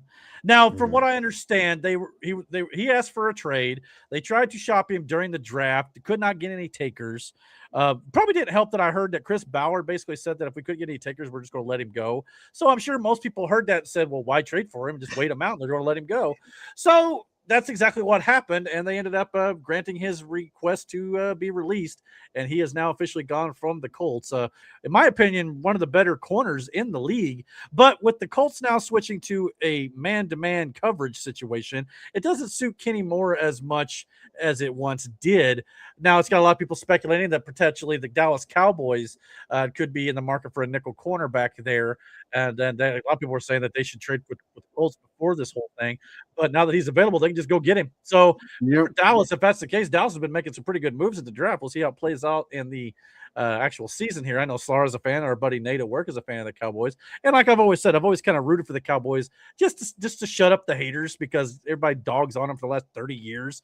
So I'm hoping one day, kind of low key, that they get them a Super Bowl one of these days. But see, time will tell.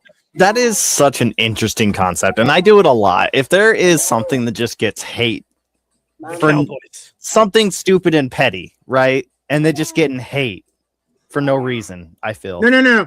They don't get hate for no reason. They have reason, though. They see that man, but it's like, get over it, though. That man right there. In that get picture, over it, though.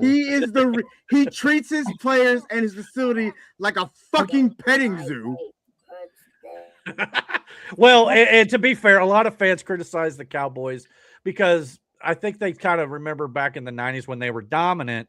And a lot of supposedly, I didn't pay much attention to football as I do now back then, but a lot of the fans were just bragging about how we're the greatest of all time, or the greatest all over the place. Fans are and I'm like, well, we're friends with our buddy Nate, and I know, and I'm pretty sure Slara's not like that too. But there are fans who probably did take it to that level, and some other fans of other teams are probably just like, nah, screw you guys. So that's probably why they get the hate that they do get. That's why the Steelers fans get the hate that they do. The Patriots fans, they're the most arrogant bunch of dickwads you could ever fucking meet. I.e. Matt. Like, I mean, sure. But not to mention just this is not the greatest picture of Jerry Jones. He looks like a little troll. Looks like Matt. Because he is. Because he is. Slara said, "Keep my team's name out your effing mouth." It's all love. It's all love. Like I said, I'm rooting for him low key. As long as it's not Dallas versus the Colts in the Super Bowl, go for it. Which will never fucking happen. Miranda probably say no Steelers too. But that's another thing. Steelers and Cowboys definitely don't have good bedfellows. Yeah, they've got a history for sure. But we'll see if the Cowboys pounce on Kitty more. Any team would be lucky. I think he's the top free agent corner right now. So we'll see what ends up happening there. Before we move on to the next topic here, Mike did send in a topic I did not have. He said, while we were on break on the podcast, he said the NCAA did vote to expand the basketball tournament from 68 to 76 teams. There will be 8 opening games now for 8 teams to get into the final or the round of 64. So there's 8 play-in games. Is that what we're getting here? So, wow, that's a lot. Well, eight more teams. So wouldn't that be 4 more games then? Maybe there's already a few opening games. So, okay. So either way, yeah, it's just one of those things to me. It's kind of like the NFL, like you can expand the playoffs, great, but then you start running the risk of teams who don't deserve to be there in the first place. And some would argue that the NFL playoffs and the NCAA tournament may already be to that point before the expansion here. So what are your thoughts on them expanding to 76 teams? It's a lot. Listen, a lot of colleges, though. There's a lot of, but you'll run into what they ran into in fucking college football. You'll get teams to play teams that, again, everybody, you're a professional athlete. I get that. You're meant to be there. But there are just teams that are not meant to be there. Like, you get blown out by a team. Now what? Chiefs. Brother. Like, we saw that. We saw that last year. Hold on. Yeah, go ahead. We saw that last year in college football, like, where there were teams getting fucking destroyed. Yeah. And for what? Especially like, in college there was football. no shot they were making.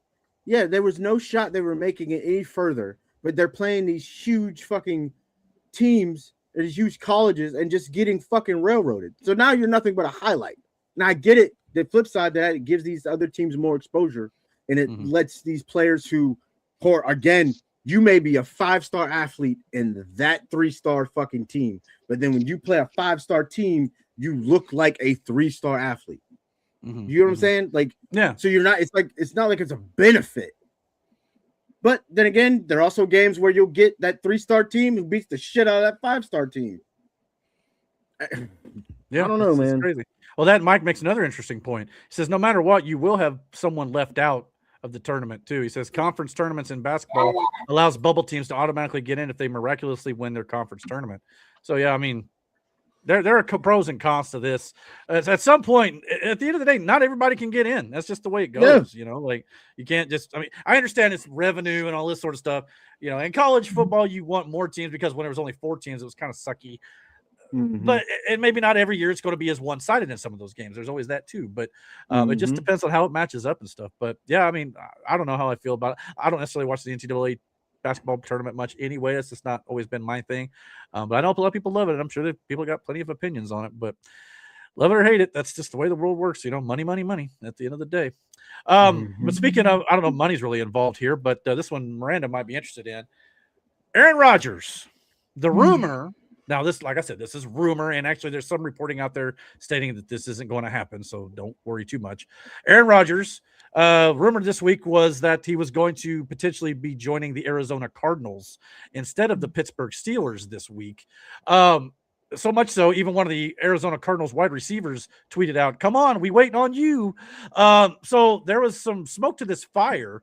At least some of the Arizona players were looking forward to this. And not only that, he would have, you know, Marvin Harrison Jr., I believe Michael Wilson, Trey McBride, and the new running back out of Notre Dame, Jeremiah Love, who they just signed to his deal, I believe, yesterday. So he would have a fresh offense there. The offensive line was kind of being reworked a bit, but he would have a pretty good offense if he were to go there. Now, on the flip side of that, though, if he stays with Pittsburgh, he's got, Jalen Warren, he's got Michael Pittman Jr., DK Metcalf, and of course, Washington. Yeah, big tight end, a couple good tight ends there. So it's not like he would be hurting for offense no matter which he chose. So, and they were talking, a lot of people saying, well, it's because, finances or whatnot. Some rumors were even stated that that Rodgers wanted a ownership stake in the Steelers in order to stay. Now, Brady got that with the Vegas Raiders, but he's no longer playing. Rodgers as a player, that'd be kind of weird. So I don't know if that was accurate or not either. One guy even wrote on X, the idea of Aaron Rodgers joining the Cardinals, where he'd immediately encounter a rookie quarterback waiting to take his job, a coach with the last name LaFleur, and a rookie named Jay Love is almost too good to pass up, because that's exactly what he had in Green Bay. So that'd be pretty interesting if it were to happen. That's hilarious. Yeah. It's an interesting thought to see if he did get a stake in the Steelers, would that make him play harder? I don't even know if that's legal. I don't even legally think that's possible. Yeah, as an active roster, I wouldn't think. But okay. Yeah. If it's not legal, but let's just say like it is, like he could.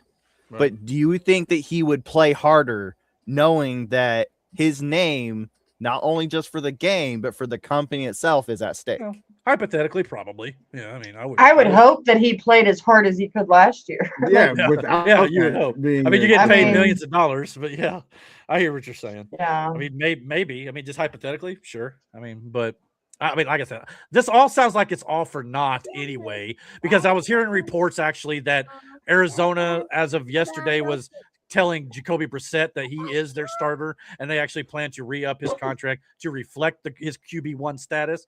So if that's the case, again, there's nothing to see here. Plus, there was reports going around that Aaron Rodgers was expected to visit with the Steelers on Friday, earlier today, and to talk with them throughout the weekend to get this all ironed out, get signed and all this stuff so he can play for them this year. So it sounds like the deal could even get done with Aaron Rodgers before the end of the weekend. So but yeah, that would be a wild scenario if he ended up plot twist. Oh, no, I'm going to head out to Arizona, who just drafted Carson Beck, by the way, as well.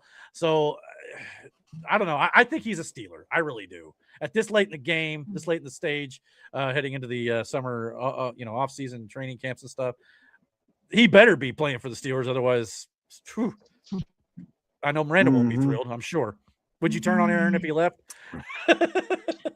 No, I think a lot of people. Say it again. I think there's just a lot of fans who are just kind of over the whole wait and see shit. Well, he hasn't said anything yet. I think that's where they're at. They're just over this part. Either you are or you aren't. Like, and a lot of them too want to see what the two rookies can do as far as Will Howard and the their newest draftee.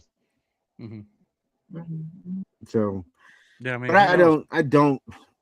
I mean, there's still Mason Rudolph. He's still there. So. Yeah, that too. And of course, with Mike McCarthy, obviously Rodgers' old head coach as well. There's reasons that maybe you could even justify him going to either team. But like I said, I just feel like the Steelers is the place unless I hear otherwise, especially if the things get worked out and they've talked this weekend and stuff like that as well. So I wouldn't worry too much, Steelers fans. I think this is all to do about nothing, but it was interesting to at least figure that, because that would be a place he could slide in and be successful potentially for 1 year, if nothing else, and then let the younger guys develop if they're not 100% sold on Jacoby Brissett. But it sounds like he played well enough last year. I think he could carry it for another year. I really do. Yeah, especially with Jeremiah Love in the backfield. I think he definitely could. But we'll have to wait and see how that ends up playing out here.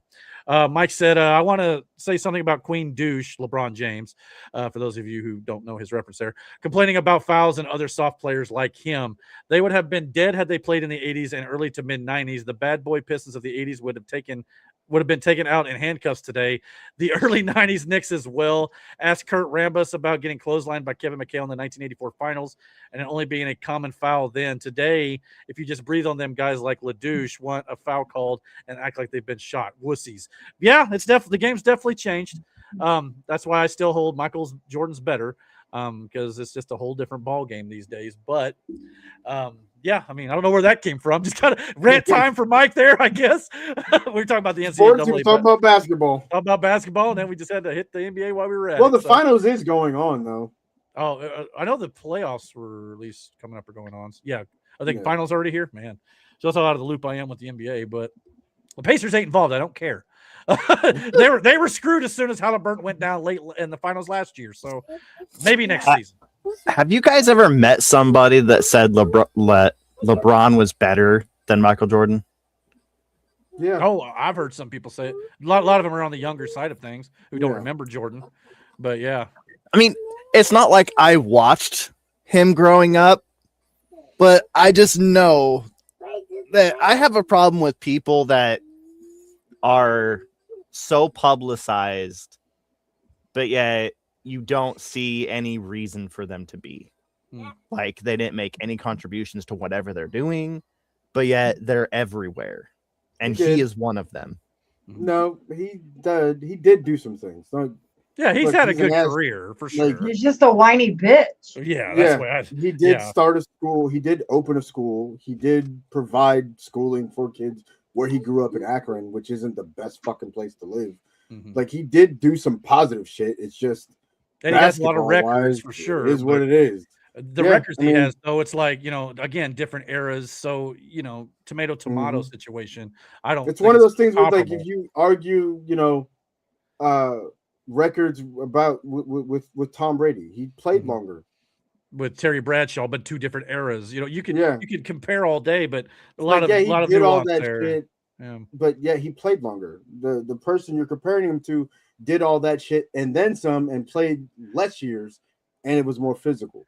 Yeah, Mike's chat here. I do remember this, Mike. When we went and seen We're the Millers, the movie in the theaters, there's a scene in the movie where, I can't think of the actor's name, but one of the actors is trying to smuggle, I believe, cocaine across the border or something like that, and they're trying to pass it off as a baby, and the checkpoint there was like, "Oh, what's the baby's name?" Someone was that LeBron was brought up. And he's like, no, we don't name babies after like prima donnas or like Wimpy LeBron or something like that. And Mike literally stood up and applauded in the theater. Now we were in like the back row because Mike likes to sit in the back row, so it wasn't that noticeable. But I vividly remember him standing up, going, and sitting right back down. Hilarious. I about died. Anyway, not only was it a good joke, but that made it work. He said LeBron ran away to two other teams to win. Jordan had to players run to him to win. Yeah, absolutely. It's another big difference between him and LeBron. Sure. And not only that, he never lost the finals, Michael Jordan, or finals series. I think he might have lost a game here and there, but yeah, series for sure. Yes, Laura said you're a wild man, Mike. So yeah, for sure. And last but not least, in the world of sports, I did want to mention this since it is next week. The NFL will officially be releasing their schedule, all the games next Thursday. So next week here on the channel, we will talk about the Colts, the Steelers. We'll talk about the biggest games, the kick off the year, the holiday games, the whole spiel. So that'll be next Friday on the channel. So you can check that out here after they're released on Thursday. So you can go check them out on the NFL Network or wherever you get your sports news. So we're right around the corner, man. Once the schedule hits, it's kind of here. A couple months from now, we'll be drafting, dude, in fantasy football. What do you think our schedule is going to look like this year? Well, we know the opponents already. We just don't know when and where, outside of who's away and at home. To me, it's all about how these players we don't really know how they're going to mesh together in the new defense, how all that's going to play out. I don't know, man. And you just never know, man, what team's going to be good, what one's going to be bad. I mean, some of them you can kind of predict, but I don't know, man. I thought wait and see last year was something, but wait and see this year is definitely more. Patriots played well enough to make it to the fucking Super Bowl. Mm-hmm. The Broncos were not bad at all last year. Mm-hmm. Kansas City was a fluke, and oh my god, we played Pittsburgh this year. Well, here's I saw a rumor that Kelsey and Taylor were going to break up. Kelsey and oh wow, really? I hadn't heard that. Just a rumor. I don't know. I don't think we play the Steelers this year, Brandon. We didn't play them last year, did we? Don't know. No, the Colts don't play the Steelers here. Yes. Is this it? I'll make sure I got this right here. Every time I'm trying to. Aaron, you got a frog in your throat. Somebody going through it. For real. Oh my God. Oh, let's see. Do we not play them this year? I'm trying to find the actual home and away here. Says here we got the Texans twice, Jaguars twice, Titans twice, obviously their division. Well, this one says we got the Steelers, Browns, Steelers, Ravens, Bengals. That's the division. Cowboys, Eagles, Commanders, Giants. Then we got the Chiefs, Dolphins. Well, that says Vikings or Lions, so it wasn't finalized. They released it, but I just don't want to put up one here that's not accurate. Yeah, we might. So anyway, so yeah, either way, we'll find out next week when we go through it top to bottom. When will the season script leak? Mike said. No, it's probably being written as next we speak week. too. I mean, probably we just won't know it. So I mean, for sure. Fucking hell! I hear you, man. I hear you. Well, that'll do it for our sports section. You guys got anything else you want to talk about in the world of sports? If not, we're getting ready to move over to Rumble. Other than like my impending doom of this football season, still like. What are your never mind. What are your expectations for the Steelers? Last year. No, nothing. No, really heavy. Like, no, I want them to develop the new quarterbacks. Like, I love Aaron, but I don't like waiting on Aaron's ego to catch up with football season. That and Aaron doesn't strike me as the type of guy to train up the replacement. I mean, Peyton didn't do it. Wait, hold on. What about my ego? No, Aaron Rodgers. Sorry, not you. Oh, I was like, I didn't think I had an ego. Question about the Steelers. I didn't have to specify which Aaron I was. Yeah. I didn't ask your question. Wow. I had a child in my Pay attention to the questions. Get your ego in check. I had a child talking to me. I can't do anything about that. He came back to ego like, wait a second. Wait a tick. So with that, Mike says, all right, gang, I'm off to bed. Miranda, may you and your other mothers out there have a happy Mother's Day. Good night and God bless. Good night, buddy. Talk to you next week. We'll be on the show again as well. Like I said, we're getting ready to move into our. Oh, go ahead, Aaron. Go ahead. Got something to say? Well, this is for later, but just to kind of give a preview. So something happened at work. Okay. On Friday. Ooh. Which I will talk to y'all offline about. Oh, okay. Oh, I was hoping for after dark exclusive. That's okay. No, you don't. No. I don't know. I've been hearing some things that there might be one of our management that watches us. So, well, I don't say anything bad. So I do. Saying. So I usually keep it cool. Anyway, I say some dastardly things. So yeah, so that'll be. Well, if you want to hear what we're about to say, you have to switch over to Rumble because we're about to move over to Rumble and X exclusive for our news and politics segment where we talk about anything and everything in the world of the real world, as a matter of fact. So if you're watching us on Facebook and YouTube, we'll see you guys next week. We'll be back here for episode number 91. But for those of you getting ready to stick over to Rumble and X, we're going to be talking about the third assassination attempt from Donald Trump. We're going to be talking about the race-based redistricting being unconstitutional. We're going to be talking about UFOs and some other stuff. So come join us over there, and we'll be back here in just a minute. So stick with us for our Rumble exclusive. The rest of you guys, see y'all next week. Later.